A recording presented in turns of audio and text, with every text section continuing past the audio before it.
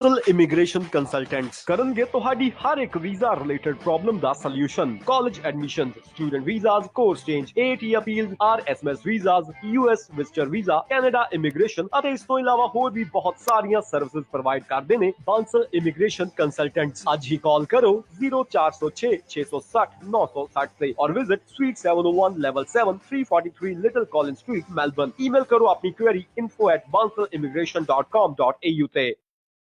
Bansal immigration consultants ਕਰਨਗੇ ਤੁਹਾਡੀ ਹਰ ਇੱਕ ਵੀਜ਼ਾ ਰਿਲੇਟਡ ਪ੍ਰੋਬਲਮ ਦਾ solution. College admissions, student visas, course change, AT appeals, RSMS visas, US visitor visa, Canada immigration ਅਤੇ ਇਸ ਤੋਂ ਇਲਾਵਾ ਹਾਂਜੀ ਰੇਡੀਓ ਹਾਂਜੀ 1674 AM ਸੁਣ ਰਹੇ ਸਾਰੇ ਸਰੋਤਿਆਂ ਨੂੰ ਤੇ ਦੇਖ ਰਹੇ ਦਰਸ਼ਕਾਂ ਨੂੰ ਪਿਆਰ ਭਰੀ ਸਤਿ ਸ਼੍ਰੀ ਅਕਾਲ ਮੇਰੇ ਵੱਲੋਂ। ਯਾਨੀ ਕਿ ਦਿਸ ਇਜ਼ ਜ਼ਹੀਰ ਆਪਣਾ ਆਰਜੇ ਪੁਨੀਤ ਆ ਚੁੱਕਾ ਹੈ ਤੁਹਾਡੇ ਨਾਲ ਲੈ ਕੇ ਸ਼ੋ ਇਮਿਊਨਫੋ ਸੈਸ਼ਨ ਵਿਦ ਬਾਂਸਲ ਇਮੀਗ੍ਰੇਸ਼ਨ। ਅੱਜ ਜਦੋਂ ਇਹ ਲਾਈਵ ਸ਼ੋ ਚੱਲ ਰਿਹਾ ਹੈ ਕਰ ਰਹੇ ਆਪਾਂ ਤਾਂ 31 ਜਨਵਰੀ 2024 ਹੈ ਤੇ ਨਾਲ ਦੀ ਨਾਲ ਅਸੀਂ ਰੇਡੀਓ ਹਾਂਜੀ ਦੇ ਫੇਸਬੁੱਕ ਪੇਜ ਦੇ ਉੱਤੇ ਵੀ ਲਾਈਵ ਹਾਂ ਤੇ ਤੁਸੀਂ ਉੱਥੇ ਵੀ ਸਾਨੂੰ ਆ ਕੇ ਜੁੜ ਸਕਦੇ ਹੋ। ਸਾਡੇ ਨਾਲ ਅਜੇ ਬਾਂਸਲ ਜੀ ਪਹੁੰਚ ਚੁੱਕੇ ਨੇ ਰੇਡੀਓ ਹਾਂਜੀ ਦੇ ਸਟੂਡੀਓ। ਸੋ ਭਾਜੀ ਵੈਲਕਮ, ਨਮਸਕਾਰ, ਸਤਿ ਸ਼੍ਰੀ ਅਕਾਲ, ਕੀ ਹਾਲ ਚਾਲ? ਬਹੁਤ ਵਧੀਆ ਬਣੀ ਜੀ, ਤੁਸੀਂ ਸੁਣਾਓ ਜੀ? ਬਹੁਤ ਵਧੀਆ ਜੀ। ਕਿਵੇਂ ਰਿਹਾ ਤੁਹਾਡਾ ਆਸਟ੍ਰੇਲੀਆ ਡੇ ਵਾਲਾ ਵੀਕਐਂਡ? ਬਹੁਤ ਵਧੀਆ ਰਿਹਾ ਬਣੀ ਜੀ ਤੇ ਗੁੱਡ ਵਧੀਆ ਰਿਹਾ ਜੀ, ਨਥਿੰਗ ਸਪੈਸ਼ਲ। ਤੁਹਾਡਾ ਕਿਵੇਂ ਰਿਹਾ ਜੀ? ਮੇਰਾ ਮੈਂ ਵੀ ਸੋਚਣ ਲੱਗ ਗਿਆ ਕਿਵੇਂ ਰਿਹਾ, ਬਸ ਗੁੱਡ, ਬਹੁਤ ਘੈਂਟ ਰਿਹਾ। ਸਪੋਰਟਸ ਕੁਝ ਯਾਦ ਆ ਗਿਆ? ਯਾਦ ਆ ਗਿਆ। ਅਸੀਂ ਮਤਲਬ ਹੁਣ ਅੱਜ ਕੱਲ ਅਸੀਂ ਹੋਏ ਪਏ ਫਿਟਨੈਸ ਵੱਲ ਤੇ ਆਪਾਂ 4 ਘੰਟੇ ਲਾਏ ਇੰਡੋਰ ਕ੍ਰਿਕਟ ਦੇ ਵਿੱਚ। ਅੱਛਾ ਜੀ। ਤੇ ਫਿਰ ਅਗਲੇ ਦਿਨ 2 ਮੈਚਸ ਉਹ ਦੇਖੇ, ਨਾਲ ਤੀਸਰਾ ਟੈਨਿਸ ਵਾਲਾ ਦੇਖਿਆ। ਅੱਛਾ, ਤੇ ਮਤਲਬ ਸਪੋਰਟਸ ਉਹੀ ਲਾ ਤੁਹਾਨੂੰ? ਸਪੋਰਟਸ ਹਾਂ, ਤੇ ਉਹ ਤਾਂ ਸਾਈਮਲਟੇਨੀਅਸਲੀ ਮੈਚ ਚੱਲ ਰਹੇ ਸੀ ਨਾ, ਇੰਡੀਆ ਦਾ ਵੀ ਤੇ ਇਧਰੋਂ ਆਸਟ੍ਰੇਲੀਆ ਦਾ ਵੀ। ਰਿਜ਼ਲਟ ਵੀ ਸਿਮਿਲਰ ਹੀ ਆ ਗਿਆ। ਉਧਰੋਂ ਇੰਡੀਆ ਲਾਈਕ ਅਨਬਲੀਵੇਬਲੀ ਹਾਰ ਗਿਆ ਤੇ ਉਧਰ ਆਸਟ੍ਰੇਲੀਆ ਵਾਲੇ ਅਨਬਲੀਵੇਬਲੀ ਬਾਈ ਰਨ ਸ਼ਾਟ ਤੇ ਡਿਸਾਈਡ ਕੀਤਾ ਸੀ 8 ਰਨਾਂ ਤੇ ਹਾਰ ਗਏ। ਸਹੀ ਗੱਲ ਹੈ। ਬੜਾ ਮਜ਼ਾਕ ਆਇਆ ਉਹਨਾਂ ਨਾਲ। ਚਲੋ ਆਪਾਂ ਕ੍ਰਿਕਟ ਦੀ ਗੱਲ ਨਾ ਕਰੀਏ, ਐਵੇਂ ਕੋਈ ਫਿਰ ਸਵਾਲ ਕ੍ਰਿਕਟ ਬਾਰੇ ਪੁੱਛਣ ਲੱਗ ਜਾਏਗਾ ਨਾ ਲਾਸਟ ਟਾਈਮ। ਸਹੀ ਗੱਲ ਹੈ ਜੀ। ਕੀ ਪੰਜਾਬ ਪੋਲਿਟਿਕਸ ਦੀ ਕਰ ਲਈਏ? ਨਹੀਂ, ਕੰਟਰੋਵਰਸ਼ੀਅਲ ਚੀਜ਼ਾਂ ਬਾਰੇ ਨਹੀਂ ਗੱਲ ਕਰਨੀ। ਇੱਕ ਤਾਂ ਸਿੱਧੂ ਸਾਹਿਬ ਨੇ, ਇੱਕ ਭਾਨਾ ਸਿੱਧੂ। ਮੈਨੂੰ ਤਾਂ ਸਿਰਫ ਢਿੱਲੋਂ ਸਾਹਿਬ ਦਾ ਪਤਾ ਜੀ, ਨੋ ਸਿੱਧੂ ਸਾਹਿਬ। ਹਾਂਜੀ ਬਿਲਕੁਲ ਜੀ। ਸੋ ਅਗਰ ਤੁਹਾਡੇ ਵੀ ਕੋਈ ਵੀ ਸਵਾਲ ਨੇ ਵੀਜ਼ਾਸ ਨੂੰ ਲੈ ਕੇ, ਆਸਟ੍ਰੇਲੀਅਨ ਪਾਲਿਸੀਜ਼ ਨੂੰ ਲੈ ਕੇ, ਇਮੀਗ੍ਰੇਸ਼ਨ ਦੀਆਂ ਪਾਲਿਸੀਜ਼, ਕੋਈ ਇਕਨੋਮਿਕਸ ਜਾਂ ਅਕਾਊਂਟਿੰਗ ਦੀਆਂ ਨਹੀਂ, ਟੈਕਸੇਸ਼ਨ ਪਾਲਿਸੀਜ਼ ਨਹੀਂ, ਹਾਂ ਵੀਜ਼ਾ ਦੀਆਂ ਕੋਈ ਵੀ ਨਵੀਆਂ ਕੋਈ ਵੀ ਸਵਾਲ ਪੁੱਛਣਾ ਹੋਵੇ ਤਾਂ ਜ਼ਰੂਰ ਅਸੀਂ 31 ਜਨਵਰੀ 2024 ਵਾਲੇ ਦਿਨ 24 ਵਾਲੀ ਸ਼ਾਮ ਅਸੀਂ ਲਾਈਵ ਹਾਂ। ਤਾਂ ਤੁਸੀਂ ਰੇਡੀਓ ਹਾਂਜੀ ਦੇ ਫੇਸਬੁੱਕ ਪੇਜ ਦੇ ਉੱਤੇ ਜਾ ਕੇ ਲਾਈਵ ਕਮੈਂਟ ਕਰਕੇ ਕਮੈਂਟ ਬਾਕਸ ਦੇ ਵਿੱਚ ਸਵਾਲ ਪੁੱਛ ਸਕਦੇ ਹੋ। ਇਸ ਤੋਂ ਇਲਾਵਾ ਸਾਡੇ ਸਟੂਡੀਓ WhatsApp ਨੰਬਰ 0447171674 ਦੇ ਉੱਤੇ ਟੈਕਸਟ ਕਰ ਸਕਦੇ ਹੋ WhatsApp ਦੇ ਉੱਤੇ, ਜਾਂ ਫਿਰ ਰੇਡੀਓ ਹਾਂਜੀ ਦੇ ਫੇਸਬੁੱਕ ਪੇਜ ਦੇ ਉੱਤੇ ਵੀ ਛੱਡ ਸਕਦੇ ਹੋ ਮੈਸੇਜ। ਇਸ ਤੋਂ ਬਾਅਦ ਜ਼ਿਆਦਾ ਜਾਣਕਾਰੀ ਚਾਹੀਦੀ ਹੋਵੇ ਤਾਂ ਬਾਂਸਲ ਇਮੀਗ੍ਰੇਸ਼ਨ ਦੀ ਵੈਬਸਾਈਟ ਦੇ ਉੱਤੇ ਜਾ ਕੇ ਅਪਾਇੰਟਮੈਂਟ ਬੁੱਕ ਕਰ ਸਕਦੇ ਹੋ। ਸੋ ਅਜੇ ਜੀ ਕੀ ਆਪਾਂ ਦੇਖਿਆ ਸੀ, ਮੈਂ ਤੁਹਾਡਾ ਨਾ ਅਪਡੇਟ ਕੀ ਵਿਕਟੋਰੀਆ ਦਾ ਰਾਉਂਡ ਹੋ ਰਿਹਾ 2-3 ਦਿਨ ਪਹਿਲਾਂ। ਕੀ ਅਪਡੇਟ ਆਈ ਉਹਦੇ ਵਿੱਚ? ਵਿਕਟੋਰੀਆ ਰਾਉਂਡ ਹੋਇਆ ਜੀ ਐਜ਼ ਯੂਜੂਅਲ, ਬੜਾ ਛੋਟਾ ਰਾਉਂਡ ਸੀਗਾ ਜੀ, ਜਿਹਦੇ ਵਿੱਚ ਕੁਝ ਸ਼ੈਫ, ਮੋਟਰ ਮਕੈਨਿਕ, ਟੀਚਰ ਤੇ IT ਪ੍ਰੋਫੈਸ਼ਨਲ ਤੇ ਨਰਸਿਸ ਨੂੰ ਇਨਵਾਈਟ ਕੀਤਾ ਗਿਆ ਜੀ। ਸਿਰਫ ਬਹੁਤ ਛੋਟਾ ਰਾਉਂਡ ਸੀ। ਹਾਈ ਪੁਆਇੰਟਸ ਸਕਿਲਡ ਸਪਾਊਸ ਵਾਲਿਆਂ ਨੂੰ ਹੀ ਇਨਵਾਈਟ ਕੀਤਾ ਗਿਆ ਜੀ। ਤਾਂ ਜਿਹੜੀ ਸਾਡੀ ਜਿਵੇਂ ਗੱਲ ਕਰੀਏ ਸ਼ੈਫ 75 ਪੁਆਇੰਟ ਤੇ ਸਕਿਲਡ ਪਾਰਟਨਰ ਵਿੱਚ ਇਨਵਾਈਟ ਆਇਆ ਜੀ। ਤਾਂ ਵੈਰੀ ਬਾਕੀ ਫਰਦਰ ਡਿਟੇਲਸ ਅਵੇਟਡ ਨੇ ਜੀ। ਹਾਂਜੀ, ਸਕਿਲਡ ਪਾਰਟਨਰ ਕੀ ਮਤਲਬ ਇਹਨੂੰ ਮਤਲਬ ਕਿ ਤੁਸੀਂ ਮੈਰਿਡ ਹੋ ਤੇ ਤੁਹਾਡੇ ਪਾਰਟਨਰ ਦੇ ਕੋਲ ਵੀ ਸਕਿੱਲ ਅਸੈਸਮੈਂਟ ਤੇ 6 ਚੀਜ਼ ਹੈਗੇ ਨੇ ਜੀ। ਅੱਛਾ ਓਕੇ। ਤੇ ਤਾਂ ਓਕੇ ਮੋਸਟਲੀ ਇਹੀ ਉਹਨਾਂ ਨੇ ਕੀਤੇ ਨੇ। ਓਕੇ ਹਾਂਜੀ ਸਟ੍ਰੇਂਜ। ਤੇ ਉਹਦੇ ਬਾਅਦ ਨਿਊ ਸਾਊਥ ਵੇਲ ਦਾ ਵੀ ਪਾਥਵੇ 1 ਖੋਲ ਦਿੱਤਾ ਜੀ। ਖੋਲ ਵੀ ਦਿੱਤਾ ਤੇ ਮੇਰੇ ਖਿਆਲ ਨਾਲ ਮਤਲਬ ਕਿ ਵੀ ਨਾ ਖੋਲਣ ਵਾਲਾ ਕੰਮ ਹੀ ਕੀਤਾ ਜੀ। ਇਹ ਕਿਉਂ ਕਹਿ ਰਹੇ ਹੋ? ਹਾਂਜੀ ਬਿਲਕੁਲ ਤੁਹਾਨੂੰ ਪਤਾ ਲੱਗ ਜੂਗਾ ਸਰ ਜੀ। ਉਹਦੀ ਰਿਕੁਆਇਰਮੈਂਟ ਹੈ ਕਿ ਤੁਸੀਂ ਨਿਊ ਸਾਊਥ ਵੇਲ ਰੀਜਨਲ ਦੇ ਵਿੱਚ ਐਮਪਲੋਇਰ ਕੋਲੇ 12 ਮਹੀਨੇ ਤੋਂ ਕੰਮ ਕਰਦੇ ਹੋਣੇ ਚਾਹੀਦੇ ਹੋ ਜੀ, ਫਿਰ ਤੁਸੀਂ ਐਲੀਜੀਬਲ ਹੋ। ਓਕੇ ਸੌਖਾ ਕੰਮ ਹੈ ਜੀ। ਹਾਂ ਕਈ ਸੌਖਾ ਕੰਮ ਹੈ। ਉਸ ਤੋਂ ਬਾਅਦ ਇੱਕੋ ਇੰਪਲੋਇਰ ਕੋਲ ਕੰਮ ਕਰਦੇ ਹੋਣੇ ਚਾਹੀਦੇ ਹੋ ਜੀ। ਓਕੇ ਥੋੜਾ ਜਿਹਾ ਔਖਾ ਨਾ। ਹਾਂਜੀ। ਤੇ ਤੁਹਾਡੀ ਇਨਕਮ ਆ ਜਿਹੜੀ ਉਹ 70,000 ਹੋਣੀ ਚਾਹੀਦੀ ਆ। ਓਕੇ ਇਹ ਬਹੁਤ ਔਖਾ ਹੈ। ਹਾਂਜੀ ਸੋ ਇੰਪਲੋਇਰ ਨਹੀਂ ਚੇਂਜ ਕਰ ਸਕਦੇ। ਟਿਸਮਿਟ ਮੀਟ ਕਰਨਾ ਉਦੋਂ ਤੋਂ ਮੀਟ ਕਰਨਾ ਜਦੋਂ ਟਿਸਮਿਟ ਹੈ ਵੀ ਨਹੀਂ ਸੀ। ਹਾਂ ਤੇ ਉਸ ਤੋਂ ਬਾਅਦ ਇਹ ਵੀ ਚੀਜ਼ ਹੁੰਦੀ ਹੈ ਨਿਊ ਸਾਊਥ ਵੇਲ ਤੁਹਾਡੀ ਜਿਹੜੀ ਸਕਿੱਲ ਹੈ, ਜਿਹੜਾ ਤੇ ਐਕਸਪੀਰੀਅੰਸ ਆ, ਉਹ ਅਸੈਸਡ ਹੋਣਾ ਚਾਹੀਦਾ, ਡੀਮਡ ਸਕਿੱਲ ਬਾਈ ਦਾ ਸਕਿੱਲ ਅਸੈਸਮੈਂਟ ਅਥਾਰਟੀ। ਓਕੇ ਤਾਂ ਮਤਲਬ ਵੀ ਹੁਣ 70,000 ਇੱਕੋ ਇੰਪਲੋਇਰ ਕੋਲੇ like literally it's doesn't make any sense. Please only like less than 10% people will be eligible. We have few clients ਜਿਨ੍ਹਾਂ ਦੀ ਟੈਸਟਮੈਂਟ ਨਹੀਂ ਮੀਟ ਕਰ ਰਹੇ, ਇੱਕ ਕੋਲ ਕੰਮ ਵੀ ਕਰ ਰਹੇ ਨੇ, ਪਰ ਤਕਰੀਬਨ 50 to 60,000 ਦੇ ਵਿੱਚ ਨਾਰਮਲੀ ਬੰਦੇ ਕੰਮ ਕਰਦੇ ਨੇ। ਖੈਰ ਔਨ ਐਨ ਐਵਰੇਜ ਮਤਲਬ ਰੀਜਨਲ ਦੇ ਵਿੱਚ ਤਾਂ ਮਤਲਬ ਕਿ ਹੋਰ ਵੀ ਕਰ ਜਾਂਦੇ, ਪਰ ਫਿਰ ਵੀ ਐਵਰੇਜ 50,000 ਤੋਂ ਲੈ ਕੇ 60,000 ਦੀ ਇਨਕਮ ਮਿਲਦੀ ਆ। ਤਾਂ 70,000 ਹੋਣੀ ਤਾਂ ਆਈ ਥਿੰਕ ਇਟਸ ਬੀਇੰਗ ਦੇ ਬੀਇੰਗ ਅਨਰੀਜ਼ਨੇਬਲ। ਸੋ ਤੁਹਾਨੂੰ ਕੀ ਲੱਗਦਾ ਕਿ ਕਿਹੜੀ ਜੌਬ ਦੇ ਵਿੱਚ ਰੀਜਨਲ ਦੇ ਵਿੱਚ 70,000 ਇਨਕਮ ਹੋ ਸਕਦੀ ਹੈ? ਦੇਖੋ ਹੋ ਤਾਂ ਕਿਸੇ ਵੀ ਸਕਦਾ, ਸ਼ੈਫ ਨੂੰ ਵੀ 70-75 ਮਿਲ ਸਕਦਾ, ਬਟ ਡਿਪੈਂਡ ਕਰਦਾ, ਇਟਸ ਵੈਰੀ ਰੇਅਰ ਐਂਡ ਫਿਊ, ਕਿਉਂਕਿ ਰੀਜਨਲ ਦੇ ਵਿੱਚ ਖਰਚੇ ਘੱਟ ਨੇ, ਇਨਕਮ ਘੱਟ ਨਹੀਂ ਜੀ, ਹੂੰ ਤੇ ਕਾਮਨ ਹੀ ਹੈ। ਮਤਲਬ ਕਿ 70,000 ਟਿਸਮਟ seriously it's very hard to find it in ਮਤਲਬ ਕਿ ਮੈਟਰੋਪੋਲੀਟਨ ਏਰੀਆ ਚ। ਦੱਸੋ 70,000 ਕਿਹੜੀ ਜੌਬ ਚ ਮਿਲ ਜਾਂਦਾ ਜੀ? ਹਾਂ ਬਿਲਕੁਲ, ਕਿਉਂਕਿ ਰੀਜਨਲ ਦੇ ਵਿੱਚ ਆਈਟੀ ਨਾ ਤਾਂ ਸੈਕਟਰ ਹੋਏਗਾ, ਨਾ IT ਤਾਂ ਕੋਈ sector ਆਫਿਸਿਸ ਹੋਏਗੇ ਜਿੱਥੇ ਤੁਸੀਂ ਫਾਈਨੈਂਸ਼ੀਅਲ ਐਜ਼ ਅ ਫਾਈਨੈਂਸ਼ੀਅਲ ਬਿਲਕੁਲ ਐਡਵਾਈਜ਼ਰ ਕੰਮ ਕਰ ਸਕਦੇ ਹੋ, ਬਿਲਕੁਲ ਬਿਲਕੁਲ ਜਾਂ ਬਿਲਕੁਲ। ਫਿਰ ਤੁਸੀਂ ਕਿਸੇ ਕੀ ਕਹਿੰਦੇ ਆ ਬੈਂਕ ਦਾ ਵਧੀਆ ਆਪਣੇ ਉਹੀ ਫਾਈਨੈਂਸਸ ਹੈਂਡਲ ਕਰ ਸਕਦੇ ਹੋ, ਜਾਂ ਫਿਰ ਤੁਸੀਂ ਆਈਟੀ ਸੈਕਟਰ 'ਚ ਵੀ ਨਹੀਂ ਜੌਬ ਕਰ ਸਕਦੇ ਤੇ ਰੀਜਨਲ ਏਰੀਆ 'ਚ। ਰੈਸਟੋਰੈਂਟ ਵੀ ਕਿਸ ਲੈਵਲ ਦਾ ਹੋਊਗਾ ਸਰ? ਜੋ ਹਾਂਜੀ ਰੈਸਟੋਰੈਂਟ ਵੀ ਹੋਣਗੇ ਤਾਂ ਕਿਸ ਲੈਵਲ ਦਾ ਰੀਜਨਲ ਰੈਸਟੋਰੈਂਟ ਹੋਊਗਾ? ਵੱਧ ਤੋਂ ਵੱਧ ਉਹੀ 25-30 ਕਸਟਮਰ ਹਨਾ, ਅਗਰ ਹਾਂ ਮਤਲਬ ਸੀਟਿੰਗ ਕਿ ਚਲੋ ਵਾਲਾ। ਵੱਡੇ ਵੀ ਹੋਣਗੇ, ਪਰ ਫਿਰ ਉਹੀ ਗੱਲ ਹੈ ਨਾ ਸਰ, ਇਟਸ ਆਲ ਇਟਸ ਅਨਰੀਜ਼ਨੇਬਲ। ਤਾਂ ਹੀ ਮੈਂ ਕਿਹਾ ਖੁੱਲੀ ਵੀ ਹੈ ਜੀ, ਤੇ ਫਿਰ ਨਹੀਂ ਖੁੱਲੀ ਵਾਲਾ ਕੰਮ ਹੀ ਕੀਤਾ ਜੀ ਇਹਨਾਂ ਨੇ, ਬਟ ਵੀ ਆਰ ਵੇਟਿੰਗ, ਕਿਉਂਕਿ ਇਹਨਾਂ ਨੇ ਪਿਛਲੇ 2-3 ਸਾਲ ਤੋਂ ਹਮੇਸ਼ਾ ਇਸ ਤਰ੍ਹਾਂ ਹੀ ਕਰਦੇ ਨੇ ਜੀ। ਇਹ ਪਹਿਲਾ ਰੂਲ ਬੜੇ ਜ਼ਿਆਦਾ ਔਖੇ ਕਰਦੇ ਨੇ, ਜਿਵੇਂ ਕਿ ਹੁਣ ਕੀਤੇ ਨੇ। ਹੋਪਫੁਲੀ ਮਾਰਚ ਅਪ੍ਰੈਲ ਤੱਕ ਆਉਂਦੇ ਰੂਲ ਸੌਖੇ ਕਰ ਦੇਣਗੇ ਤੇ ਆਪਣਾ ਨੰਬਰ ਆ ਜਾਊਗਾ ਜੀ। ਹਾਂ ਲਾਸਟ ਟਾਈਮ ਵੀ ਇਹਨਾਂ ਨੇ ਇਹੀ ਕੀਤਾ ਸੀ ਨਾ, ਯੈਸ ਆਈ ਰਿਮੈਂਬਰ। ਹਾਂਜੀ ਹਾਂਜੀ ਸਰ। ਜੀ ਸੋ ਕੀ ਆਰਡੀ ਆਫਿਸ 'ਚ ਕਿੱਦਾਂ ਅਪਲਾਈ ਕਰਨਾ? ਹਾਂ ਜੇ ਤੁਸੀਂ ਲੱਕੀ ਹੋ, ਤੁਸੀਂ you are one of those Lucky ones ਜਿਹੜੇ ਸਾਰੇ ਟਿਕ ਕਰਦੇ ਹੋ, ਤਾਂ ਇਹਦੇ ਲਈ ਤੁਹਾਨੂੰ ਇਨਵੀਟੇਸ਼ਨ ਦੀ ਲੋੜ ਨਹੀਂ ਹੈਗੀ। Normally everything is invitation based. ਜੇ ਤੁਸੀਂ ਸਾਰੀਆਂ ਟਿਕ ਕਰਦੇ ਹੋ, you can just go to RD office and apply directly. ਹਾਂਜੀ ਹਾਂਜੀ ਤੇ ਹਾਂਜੀ ਓਕੇ, ਆਰਡੀ ਆਫਿਸ ਦੇ ਵਿੱਚ ਅਪਲਾਈ ਕਰਕੇ ਤੇ ਤੁਸੀਂ ਮਤਲਬ ਫਿਰ ਐਲੀਜੀਬਲ ਹੋ, ਮਤਲਬ ਬਸ ਨਹੀਂ, ਜੇ ਸਾਰੀਆਂ ਚੀਜ਼ਾਂ ਟਿਕ ਕਰਦੇ ਹੋ ਤਾਂ ਤੁਸੀਂ ਆਰਡੀ ਆਫਿਸ ਵਿੱਚ ਜਾ ਕੇ ਸਿੱਧਾ ਵੀਜ਼ਾ ਅਪਲਾਈ, ਮਤਲਬ ਕਿ ਸਿੱਧਾ ਆਪਣਾ ਇਨਵਾਈਟ ਅਪਲਾਈ ਕਰ ਸਕਦੇ ਹੋ। It sounds bit strange isn't it, like ਵੀ ਤੁਸੀਂ ਬਿਨਾਂ ਪ੍ਰੀ ਇਨਵਾਈਟ ਦੇ ਅਪਲਾਈ ਕਰ ਸਕਦੇ ਹੋ। Okay nice. ਚਲੋ this was a thing like when ਅਸੀਂ ਅਪਲਾਈ ਕੀਤਾ ਉਦੋਂ ਪੀਆਰ ਹੀ ਸਿੱਧੀ ਅਪਲਾਈ ਹੋ ਜਾਂਦੀ ਸੀ।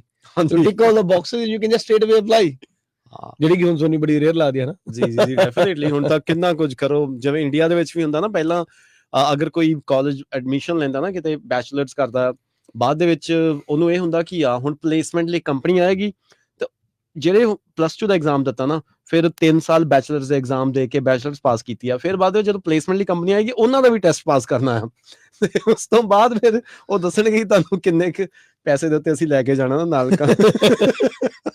ਮਤਲਬ ਇੰਡੀਆ ਦੇ ਵਿੱਚ ਵੀ ਧੱਕਾ ਕਰ ਰਹੀਆਂ ਨੇ ਪ੍ਰਾਈਵੇਟ ਸੈਕਟਰ ਵਾਲੇ, ਤੇ ਇੱਥੇ ਸਰਕਾਰੀ ਸੈਕਟਰ ਵਾਲੇ ਕਰੀ ਜਾਂਦੇ ਨੇ। ਇਹ ਸਰਕਾਰੀ, ਉਰੇ ਸਰਕਾਰੀ ਸੈਕਟਰ ਵਾਲੇ ਜ਼ਿਆਦਾ ਕਰਦੇ ਨੇ ਜੀ।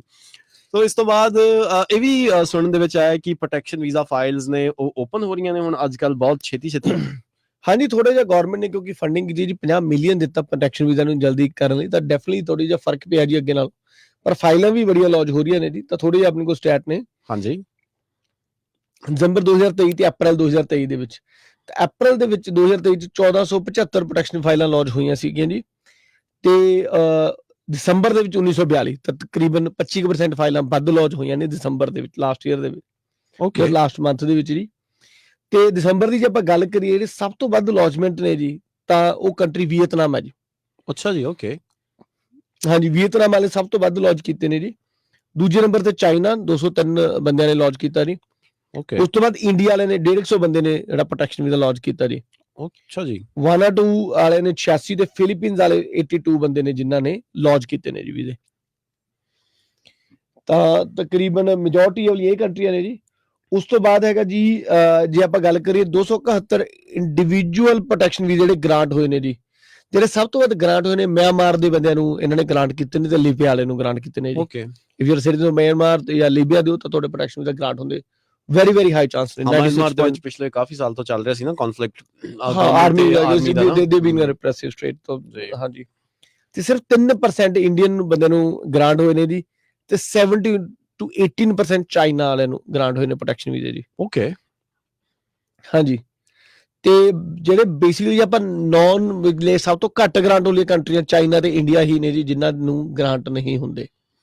ਸਭ ਤੋਂ ਵੱਧ ਜਿਹੜਾ ਪ੍ਰੋਟੈਕਸ਼ਨ ਵੀਜ਼ਾ ਚਾਈਨਾ ਤੇ ਇੰਡੀਆ ਵਾਲਿਆਂ ਦਾ ਰਿਫਿਊਜ਼ ਹੁੰਦਾ ਜੀ। ਸੋ ਤੁਹਾਡੇ ਕੋਲ ਕੋਈ ਆਉਂਦਾ ਹੈ ਜਾਂ ਤੁਸੀਂ ਕਿਸ ਨੂੰ ਸੁਜੈਸਟ, ਮਤਲਬ ਜਦੋਂ ਕੋਈ ਆਪਸ਼ਨ ਨਹੀਂ ਵੱਜਦੀ ਜਾਂ ਕੀ ਪ੍ਰੋਟੈਕਸ਼ਨ ਵੀਜ਼ਾ ਪਾਉਣ ਲਈ ਆਉਂਦਾ ਕੋਈ ਨਾ ਕੋਈ ਤੁਹਾਡੇ ਕੋਲ ਵੀ ਆਉਂਦੇ ਰਹਿੰਦੇ ਨੇ? ਦੇਖੋ ਪ੍ਰੋਟੈਕਸ਼ਨ ਵੀਜ਼ੇ ਲਈ ਦੇਖੋ ਐਜ਼ ਅ ਲੂਪ ਹੋਲ ਤਾਂ ਆਉਂਦੇ ਹੀ ਰਹਿੰਦੇ ਨੇ ਜੀ, ਬਟ ਅਸੀਂ ਨਹੀਂ ਸੁਜੈਸਟ ਕਰਦੇ। ਮੈਂ ਅੱਜ ਵੀ ਮੇਰੇ ਕੋਲ ਇੱਕ ਕੁੜੀ ਆਈ ਸੀਗੀ, ਤਾਂ ਉਹ ਕੁੜੀ ਦਾ ਵਿਚਾਰੇ ਦਾ ਉਹਦੇ ਇੰਡੀਆ ਵਾਲੇ ਏਜੰਟ ਨੇ ਫਾਸਟ ਡਾਕੂਮੈਂਟ ਲਗਾਏ ਸੀਗੇ ਜੀ। ਓਕੇ ਤਾਂ ਉਹਦਾ ਏਜੰਟ ਨੇ ਟਾਈਮਲੀ ਰਿਪਲਾਈ ਨਹੀਂ ਕੀਤਾ, ਉਹਦਾ ਵੀਜ਼ਾ ਰਿਫਿਊਜ਼ ਹੋ ਗਿਆ ਤੇ 40-20 ਲੱਗ ਗਈ, 3 ਸਾਲ ਦਾ ਬੈਨ ਲੱਗ ਗਿਆ ਜੀ ਉੱਤੇ। ਤਾਂ ਸ਼ੀ ਬੀਇੰਗ ਟੋਲਡ ਕਿ ਪ੍ਰੋਟੈਕਸ਼ਨ ਵੀਜ਼ਾ ਪਾ ਦਿਓ। ਤੇ ਜਦੋਂ ਮੈਂ ਗੱਲ ਕੀਤਾ ਕਹਿੰਦੀ ਸਰ ਮੈਂ ਪ੍ਰੋਟੈਕਸ਼ਨ ਵੀਜ਼ਾ ਪਾਣਾ, ਮੈਂ ਠੀਕ ਹੈ but Y? like she got no answer ਕਿਉਂਕਿ ਉਹਨੂੰ because like ਪਤਾ ਹੀ ਨਹੀਂ। that's the agent were told, so ਮੈਂ ਕਿਹਾ ਪਰ ਤੁਸੀਂ ਉਹਨੂੰ fight ਕਿਉਂ ਨਹੀਂ ਕਰਦੇ?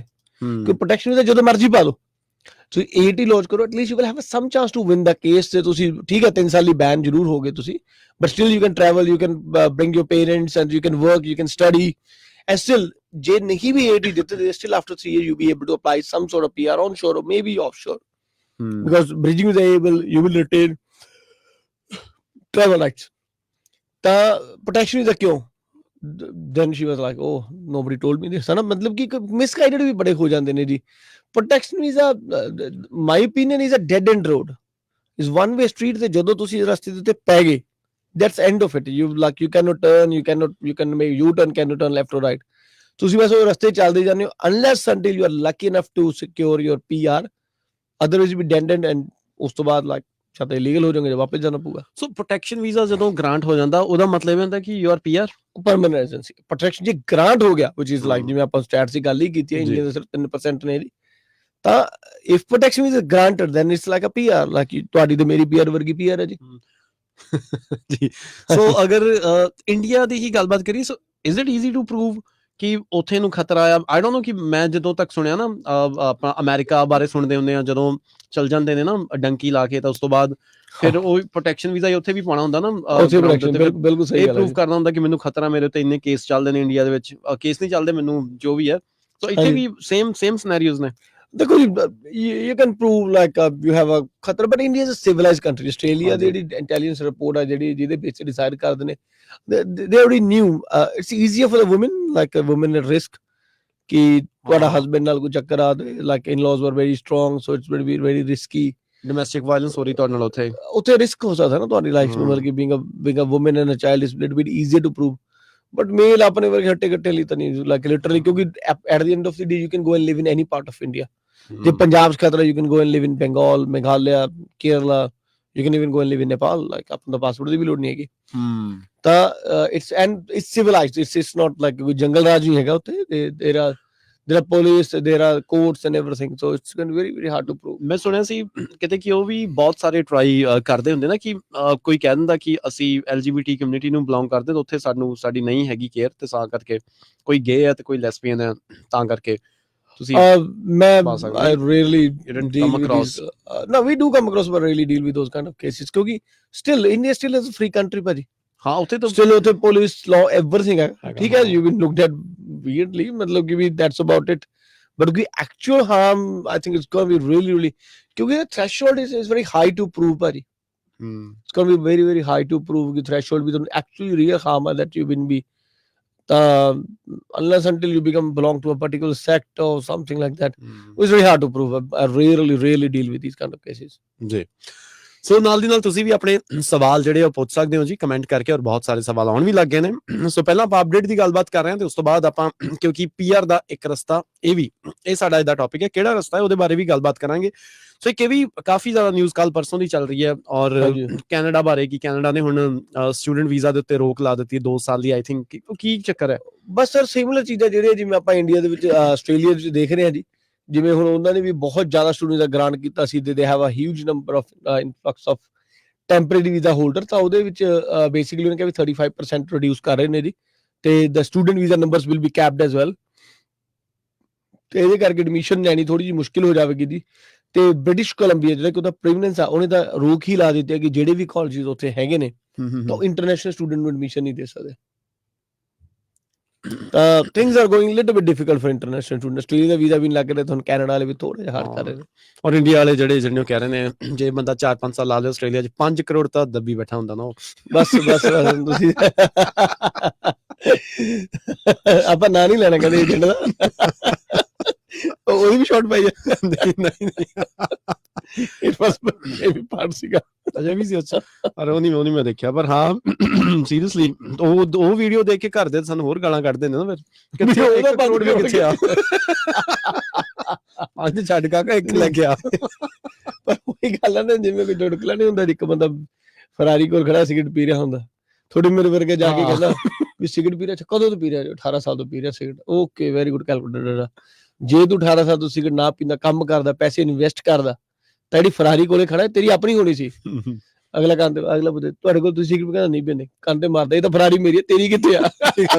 ਤੇਰੇ ਕਿੱਥੇ ਸੇਵ ਆ? ਉਹੀ ਬੰਦ ਕਰਾਉਣ ਵਾਲੀ ਗੱਲ ਹੈ ਜੀ। ਸੋ ਜਿਵੇਂ ਤੁਸੀਂ ਕਿਹਾ ਕਿ ਹਾਂ ਉੱਥੋਂ ਦੇ ਚਲੋ ਬੰਦ ਕਰ ਦਿੱਤੇ ਨੇ ਬ੍ਰਿਟਿਸ਼ ਕੋਲੰਬੀਆ ਨੇ, ਸੋ ਇੱਥੋਂ ਵਾਲੇ ਗ੍ਰਾਂਟ ਨਹੀਂ ਹੋ ਰਹੇ, ਇੱਥੋਂ ਵਾਲੇ ਰਿਫਿਊਜ਼ ਵੀ ਹੋ ਰਹੇ ਨੇ। ਸੋ ਕੀ ਇਹ ਵੀ ਕਿਹਾ ਜਾ ਰਿਹਾ ਨਾ ਕਿ ਜੈਨੂਇਨ ਤੁਸੀਂ ਸਟੂਡੈਂਟ ਨਹੀਂ ਹੈਗੇ, ਇਹ ਰੀਜ਼ਨ ਵੀ ਦਿੱਤਾ ਜਾ ਰਿਹਾ। ਮੋਸਟਲੀ ਹਾਂ ਨੋਨ ਜੈਨੂਇਨ ਕਰਕੇ ਬੜੇ ਵੀਜ਼ੇ ਰਿਜੈਕਟ ਹੋ ਰਹੇ ਨੇ। ਬਿਲਕੁਲ ਇਹ ਰੀਜ਼ਨ ਦਿੱਤਾ ਜਾ ਰਿਹਾ, ਪਰ ਇਹਦੇ ਪਿੱਛੇ ਦਾ ਰੀਜ਼ਨ ਕੀ ਹੈ? ਇਦਾਂ ਕਿਉਂ ਕਹਿ ਰਹੇ ਨੇ ਇਮੀਗ੍ਰੇਸ਼ਨ ਵਾਲੇ? ਬੇਸਿਕਲੀ ਦੇਖੋ, ਜਿਵੇਂ ਆਪਾਂ ਗੱਲ ਕੀਤੀ ਜੀ ਕੈਪਿੰਗ ਦੀ, ਜਿਵੇਂ ਕੈਨੇਡਾ ਦੀ ਗੱਲ ਕੀਤੀ ਤਾਂ ਇਹ ਵੀ ਨਹੀਂ ਚਾਹੁੰਦੇ ਵੀ ਉਰੇ ਟੈਂਪਰੇਰੀ, ਕਿਉਂਕਿ ਲਾਸਟ ਈਅਰ 6.5 ਲੱਖ ਟੈਂਪਰੇਰੀ ਜਿਹੜਾ ਵੀਜ਼ਾ ਹੋਲਡਰ ਆਸਟ੍ਰੇਲੀਆ ਆਇਆ ਜੀ, which is unprecedented, मतलब कि प्री कोरोना लेवल तो भी बहुत ज्यादा सीगा। तो now they actually try to rake in that number, है ना, नंबर थोड़ा स्लो डाउन करने की कोशिश कर रहे ने। ਤੇ ਕਿ ਨੌਨ ਜੈਨੂਇਨ ਕਿਸੇ ਨੂੰ ਵੀ ਲਾ ਕੇ ਇਹਨਾਂ ਲਈ ਪ੍ਰੂਵ ਕਰਨਾ ਕੋਈ ਜ਼ਿਆਦਾ ਔਖਾ ਨਹੀਂ ਗਾ। ਨੌਨ ਜੈਨੂਇਨ ਕਿਸੇ ਨੂੰ ਵੀ ਕਹਿ ਸਕਦੇ ਨੇ ਜੀ, ਤਾਂ ਉਹਦੇ ਬੇਸ ਤੇ ਪ੍ਰੂਵ ਕਰਨਾ ਔਖਾ ਨਹੀਂ ਹੁੰਦਾ, ਇਸ ਕਰਕੇ ਉਹਦੇ ਬੇਸ ਤੇ ਰਿਜੈਕਟ ਕਰ ਦਿੰਦੇ ਨੇ ਜੀ। ਜੀ ਤੇ ਉਹਦੇ ਲਈ ਹਾਊਸਿੰਗ ਕ੍ਰਾਈਸਿਸ ਜਿਹਦੀ ਗੱਲ ਕਰਦੇ ਸੀ, but I think we have the data, ਰਫਲੀ ਜਿਵੇਂ ਆਸਟ੍ਰੇਲੀਆ 'ਚ 1 ਮਿਲੀਅਨ ਘਰ ਤਾਂ ਖਾਲੀ ਹੀ ਪਏ ਨੇ ਐਜ਼ ਪਰ ਦਾ ਸੈਂਸਸ 2021। ਓਕੇ, ਤਾਂ ਪਤਾ ਨਹੀਂ ਕਿਹੜੇ ਹਾਊਸਿੰਗ ਕ੍ਰਾਈਸਿਸ ਦੀ ਗੱਲ ਕਰ ਰਹੇ ਨੇ ਜੀ, ਕਿਹੜੇ ਘਰ ਇਹਨਾਂ ਤੋਂ ਭਰੇ ਨਹੀਂ ਗਏ। ਆਪਣੇ ਮਤਲਬ ਵਿਹਲੇ ਨੇ, ਦੱਸੋ ਕਿੱਥੇ ਘਰ ਭਰਨੇ ਨੇ। ਨਾਲ ਆਪਾਂ ਸਵਾਲ ਵੀ ਲੈ ਲੈਂਦੇ ਆ। ਇੱਧਰ ਅਮਰ ਜੀ ਕਹਿ ਰਹੇ ਨੇ, ਭਾਜੀ 491 ਰੀਜਨਲ ਦੇ ਵਿੱਚ ਅਪਲਾਈ ਕਰਨਾ ਆ, ਕਿਸੇ ਫਰੈਂਚਾਈਜ਼ੀ ਦੇ ਅੰਡਰ ਕੰਮ ਕਰਕੇ ਹੋ ਸਕਦਾ ਅਪਲਾਈ ਰੀਜਨਲ 'ਚ? ਹਾਂਜੀ, ਜੇ 491 ਅਮਨ ਜੀ ਵਿਕਟੋਰੀਆ ਦੀ ਗੱਲ ਕਰ ਦੋ ਤਾਂ ਡੈਫੀਨਿਟਲੀ ਕਰ ਸਕਦੇ ਹੋ, ਐਜ਼ ਲੌਂਗ ਐਜ਼ ਤੁਸੀਂ ਪਰਸਨਲੀ ਸਕਿੱਲ ਲੈਵਲ 1 2 ਜਾਂ 3 'ਚ ਕੰਮ ਕਰ ਰਹੇ ਹੋ। ਤਾਂ ਜੇ ਸਕਿੱਲ ਲੈਵਲ 1 2 3 'ਚ ਕੰਮ ਕਰ ਰਹੇ ਹੋ ਤਾਂ ਚਾਹੇ ਫਰੈਂਚਾਈਜ਼ੀ ਲਈ ਵੀ ਕਰ ਰਹੇ ਹੋ, ਫਿਰ ਵੀ ਉਹ ਚੀਜ਼ ਚੱਲ ਸਕਦੀ ਹੈ ਵਿਕਟੋਰੀਆ ਲਈ ਸਪੈਸ਼ਲੀ ਜੀ। ਸੋ ਇਸ ਤੋਂ ਇਲਾਵਾ ਆਪਾਂ ਗੱਲਬਾਤ ਕਰਦੇ ਹਾਂ, ਤੇ ਜਿਵੇਂ ਆਪਾਂ ਦੱਸਿਆ ਸੀ ਨਾ ਪੀਆਰ ਦਾ ਇੱਕ ਰਸਤਾ ਇਹ ਵੀ, ਹਾਂਜੀ। ਸੋ ਇਹਦੇ ਵੱਲ ਵੀ ਚਲਾਉਂਦੇ, ਲੇਕਿਨ ਇਹ ਵੀ ਆਪਾਂ ਸ਼ੁਰੂ ਤੋਂ ਜਿਵੇਂ ਤੁਸੀਂ ਅਪਡੇਟ ਦਿੱਤੀ ਨਾ ਕਿ ਕਾਫੀ ਜ਼ਿਆਦਾ ਛੋਟਾ ਰਾਊਂਡ ਆਇਆ, ਸੋ ਬਹੁਤ ਸਾਰਿਆਂ ਨੇ EOI ROI ਪਾਈਆਂ ਹੋਈਆਂ ਨੇ। ਸੋ ਕਿਉਂ ਨਹੀਂ ਬਹੁਤ ਜ਼ਿਆਦਾ ਇਨਵਾਈਟ ਕਿਉਂ ਨਹੀਂ ਆ ਰਹੇ, ਜਾਂ ਫਿਰ ਕੀ ਬੰਦਾ ਕੀ ਕਰ ਸਕਦਾ ਇਸ ਸਿਚੁਏਸ਼ਨ ਦੇ ਵਿੱਚ? ਦੇਖੋ ਨੰਬਰਸ ਨਹੀਂ ਹੈਗੇ ਨਾ ਜੀ। ਦੇਖੋ ਲਾਸਟ ਈਅਰ ਫਿਰ ਉਹੀ ਗੱਲ ਹੈ, ਜਿਵੇਂ ਸਟੂਡੈਂਟ ਵੀਜ਼ੇ ਵਾਲੀ ਆਪਾਂ ਗੱਲ ਕੀਤੀ, ਔਨ ਦ ਸਿਮਿਲਰ ਲਾਈਨਸ ਆਪਾਂ ਗੱਲ ਕਰਦੇ PR ਦੇ ਲਈ। ਲਾਸਟ ਈਅਰ ਦੇ ਵਿੱਚ ਦਸੰਬਰ 2022 ਦੇ ਵਿੱਚ ਇਹਨਾਂ ਨੇ ਬਹੁਤ ਵੱਡਾ ਰਾਊਂਡ ਕੱਢਿਆ, 35,000 ਬੰਦੇ ਨੇ ਇਨਵਾਈਟ ਕੀਤਾ ਜੀ, ਤੋਂ ਘੱਟੋ ਘੱਟ 25,000 ਪਲੱਸ ਬੰਦੇ ਨੇ ਵੀਜ਼ਾ ਅਪਲਾਈ ਵੀ ਕੀਤਾ। ਤਾਂ definitely they been here, they are getting all these benefits. ਤੇ ਉਹਦੇ ਬਾਅਦ 6.5 ਲੱਖ ਟੈਂਪਰੇਰੀ ਬੰਦਾ ਵੀ ਆਇਆ, ਤਾਂ ਉਹਦਾ ਇੱਕ ਵਾਰ ਮਾਰਕੀਟ ਥੋੜੀ ਸੈਚੂਰੇਟ ਜੀ ਹੋ ਗਈ। ਤਾਂ ਹੁਣ ਇਸ ਕਰਕੇ ਉਹਨੂੰ ਕੰਪਨਸੇਟ ਕਰਨ ਦੇ ਲਈ ਤਾਂ ਇਹਨਾਂ ਨੇ ਆਪਣੇ ਕੰਨਿਓ ਇਸ ਵਾਰ ਜਿਹੜਾ ਸਟੇਟ ਦਾ ਕੋਟਾ ਸੀ ਉਹ ਬਹੁਤ 70% ਘਟਾ ਦਿੱਤਾ ਜੀ। Every state is crying for workers, but ਉਹੀ ਗੱਲ ਆ ਵੀ ਔਨ ਦਾ ਹੋਲ ਜਿਹੜੀ ਗੱਲ ਕਰ ਰਹੇ ਨੇ, ਦੇ ਆਰ ਨਾਟ ਹੈਪੀ। ਮਤਲਬ ਕਿ we people are not, I don't know who people, but they are not happy ਕਿ ਵੀ ਬੰਦੇ ਬਹੁਤ ਜ਼ਿਆਦਾ ਆ ਗਏ। ਤਾਂ ਰੇਨ ਇਨ ਕਰਨ ਲਈ, ਉਹਨੂੰ ਘਟਾਉਣ ਦੇ ਲਈ ਇਹਨਾਂ ਨੇ ਇਸ ਵਾਰ ਨੰਬਰ ਘੱਟ ਦਿੱਤੇ ਨੇ। ਹੁਣ ਸਟੇਟ ਕੋਲ ਨੰਬਰ ਘੱਟ ਨੇ ਤਾਂ ਓਬਵੀਅਸਲੀ ਗੱਲ ਆ, ਤਾਂ ਘੱਟ ਬੰਦਿਆਂ ਨੂੰ ਹੀ ਇਨਵਾਈਟ ਕਰਨਗੇ ਜੀ। ਤਾਂ ਇਹਦੇ ਕਰਕੇ general skilled migration is gonna be a tough luck this year specially.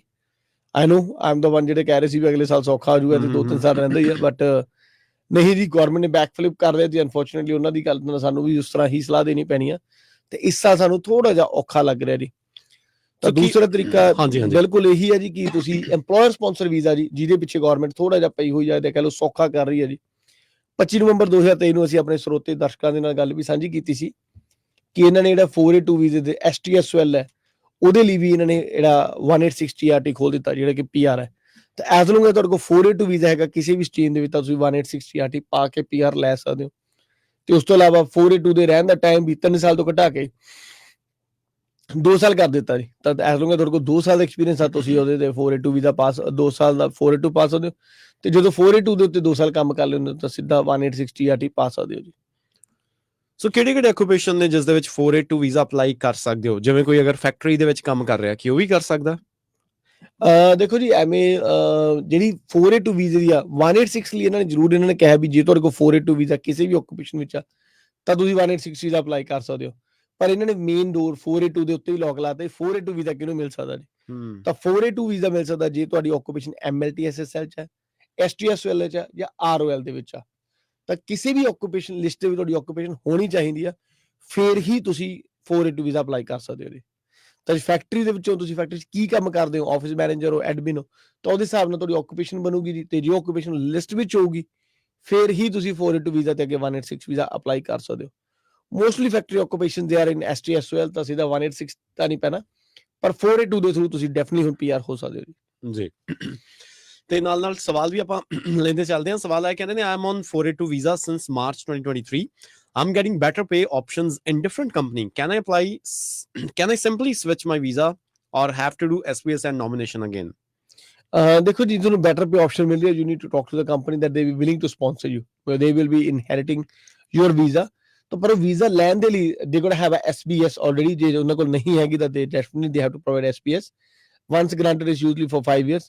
ਤੇ ਦੂਸਰੀ nomination, ਤਾਂ ਉਹਨਾਂ ਨੂੰ ਰੀਨੋਮੀਨੇਟ ਕਰਨਾ ਪੈਣਾ ਤੁਹਾਨੂੰ, so they can use the same visa but they have to do the new nomination from their company that they want to employ you in the same position for a better pay. ਜੀ ਰਮਨ ਜੀ ਕਹਿ ਰਹੇ ਨੇ ਕਿ ਮੈਂ Australia ਦੇ ਵਿੱਚ ਹਾਂ ਇਸ ਵਕਤ ਟੂਰਿਸਟ ਵੀਜ਼ੇ ਦੇ ਉੱਤੇ, and I have working as an accountant firm last 6 years, ਤੇ ਮੈਂ ਬੈਚਲਰਸ ਐਂਡ ਮਾਸਟਰਸ ਇੰਡੀਆ ਦੇ ਵਿੱਚੋਂ ਹੀ ਕੰਪਲੀਟ ਕੀਤੀ ਆ। ਮੇਰੀ ਏਜ 31 ਸਾਲ ਦੀ ਹੋ ਗਈ ਆ। How can I apply for 482 ਜਾਂ ਫਿਰ 186? ਹਾਂਜੀ ਡੈਫੀਨਿਟਲੀ ਤੁਸੀਂ 482 ਜਾਂ 186 ਜਿਹੜੇ EMPLOYER ਸਪਾਂਸਰ ਵੀਜ਼ੇ ਨੇ ਅਪਲਾਈ ਕਰ ਸਕਦੇ ਹੋ ਜੀ। ਤੇ 482 ਦੇ 186 ਵੀਜ਼ੇ ਦੀ ਰਿਕੁਆਇਰਮੈਂਟ ਹੈ ਜੀ, 482 ਦੀ ਹੈਗੀ ਤੁਹਾਡੇ ਕੋਲ 2 ਸਾਲ ਦਾ ਫੁੱਲ ਟਾਈਮ ਐਕਸਪੀਰੀਅੰਸ, 5 ਬੈਂਡ ਹੋਣੇ ਚਾਹੀਦੇ ਨੇ ਜੀ। ਤੇ 186 ਦੀ ਹੈਗੀ ਹੈ ਜੀ ਤੁਹਾਡੇ ਕੋਲ 3 ਸਾਲ ਦਾ ਫੁੱਲ ਟਾਈਮ ਐਕਸਪੀਰੀਅੰਸ 6 ਈਚ, ਤੇ ਸਕਿੱਲ ਅਸੈਸਮੈਂਟ ਹੋਣੀ ਚਾਹੀਦੀ ਹੈ ਜੀ। ਤਾਂ ਮੇਰੇ ਖਿਆਲ ਨਾਲ ਜੇ ਤੁਹਾਡੇ ਕੋਲ ਜੇ ਅਸਿਊਮ ਕਿ ਤੁਹਾਡੇ ਕੋਲ ਸਕਿੱਲ ਅਸੈਸਮੈਂਟ ਹੈਗੀ ਆ ਜੀ, ਤਾਂ pretty much ਤੁਸੀਂ ਦੋਨਾਂ ਵੀਜ਼ਾ ਲਈ ਐਲੀਜੀਬਲ ਹੋ। Then you need to find a EMPLOYER, ਤੁਹਾਨੂੰ ਕੋਈ EMPLOYER ਲੱਭਣਾ ਪਊਗਾ ਜਿਹੜਾ ਤੁਹਾਨੂੰ ਇਹਨਾਂ ਵੀਜ਼ੇ ਲਈ ਸਪਾਂਸਰ ਕਰ ਸਕੇ। ਤੇ ਫਰਮ ਯੂਰ ਪਰਸਪੈਕਟਿਵ ਤੁਸੀਂ PR ਦੇ ਲਈ ਡਾਇਰੈਕਟ ਵੀ ਐਲੀਜੀਬਲ ਹੋ, 186 ਡਾਇਰੈਕਟ ਐਂਟਰੀ, ਤੇ 482 ਵੀਜ਼ੇ ਦੇ ਲਈ ਵੀ ਐਲੀਜੀਬਲ ਹੋ ਜੀ। ਜੀ ਤੇ ਹੁਣ ਇਹ EMPLOYER ਦੇ ਉੱਤੇ ਡਿਪੈਂਡ ਕਰਦਾ ਕਿ ਉਹ ਤੁਹਾਨੂੰ ਕਿਹੜੇ ਵੀਜ਼ੇ ਲਈ ਸਪਾਂਸਰ ਕਰਨਾ ਚਾਹੁੰਦੇ ਨੇ ਜੀ। ਹੈਰੀ ਕਹਿ ਰਹੇ ਨੇ ਕਿ ਮੈਂ ਕਰੰਟਲੀ 482 ਵੀਜ਼ਾ ਦੇ ਉੱਤੇ ਹਾਂ ਤੇ working as a chef.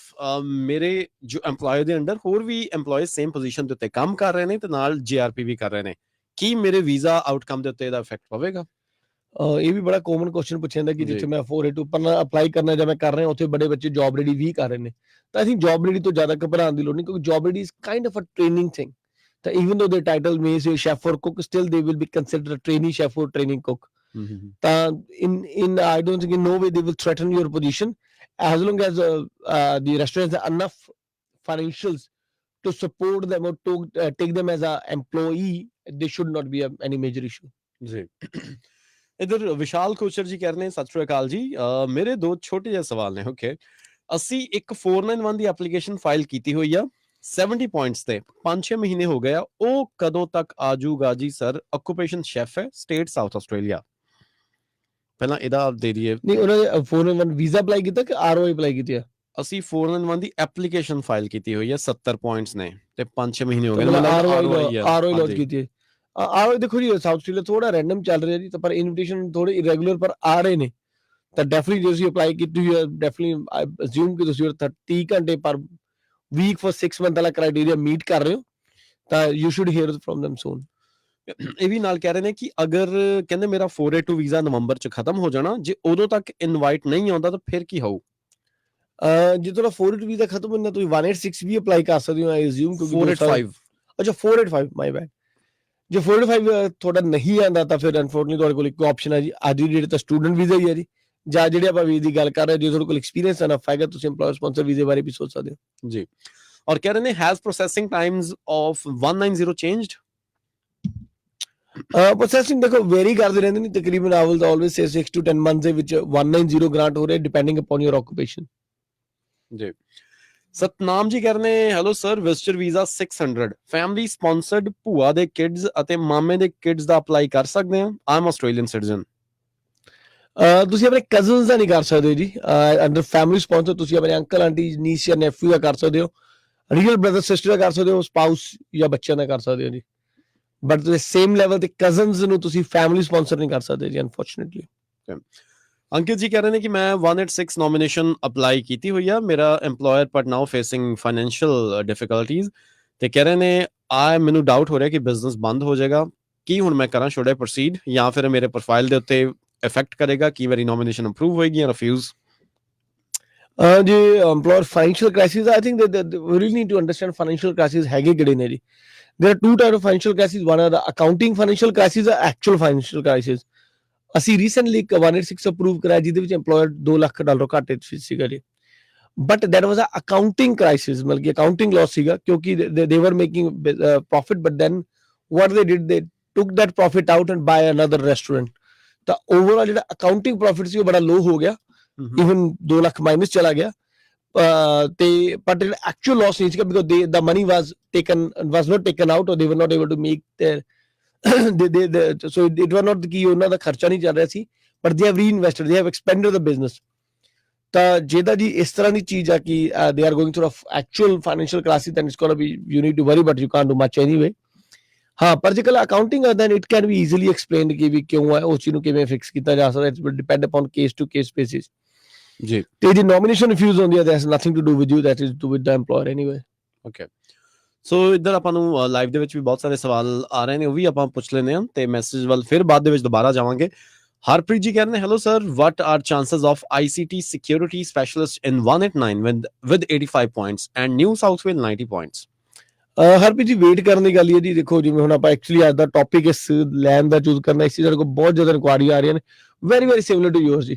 At this stage ਤਾਂ ਮੈਂ ਹੀ ਕਹਿ ਸਕਦਾ ਖਾਸ ਕਰਕੇ ਜੀ ਨਿਊ ਸਾਊਥ ਵੇਲਜ਼ ਦਾ ਵੇਟ ਕਰੋ ਜੀ, ਕਿਉਂਕਿ ਦੇ ਬੀਨ ਵੈਰੀ ਸਟ੍ਰਿਕਟ ਐਂਡ ਅਸੀਂ ਆਈ ਥਿੰਕ ਪਿਛਲੇ ਵੀਕ ਜੇ ਤੁਸੀਂ ਨਹੀਂ ਸੁਣਿਆ ਪ੍ਰੋਗਰਾਮ ਸੁਣ ਲਿਓ, we have given a data as well ਜੀ ਤੁਹਾਨੂੰ ਮੈਮੋ, ਜਿਹਦੇ ਵਿੱਚ ਨਿਊ ਸਾਊਥ ਵੇਲਜ਼ ਦਾ ਵਨ ਜਿਹਨੇ ਸਭ ਤੋਂ ਘੱਟ ਯੂਟਿਲਾਈਜ਼ ਕੀਤੀਆਂ ਨੇ ਆਪਣੀਆਂ ਸੀਟਸ।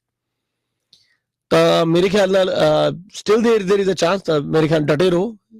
ਜੇ ਕੰਮ ਕਰ ਰਹੇ ਹੋ ਤਾਂ you can look at EMPLOYER sponsor visa options anyway.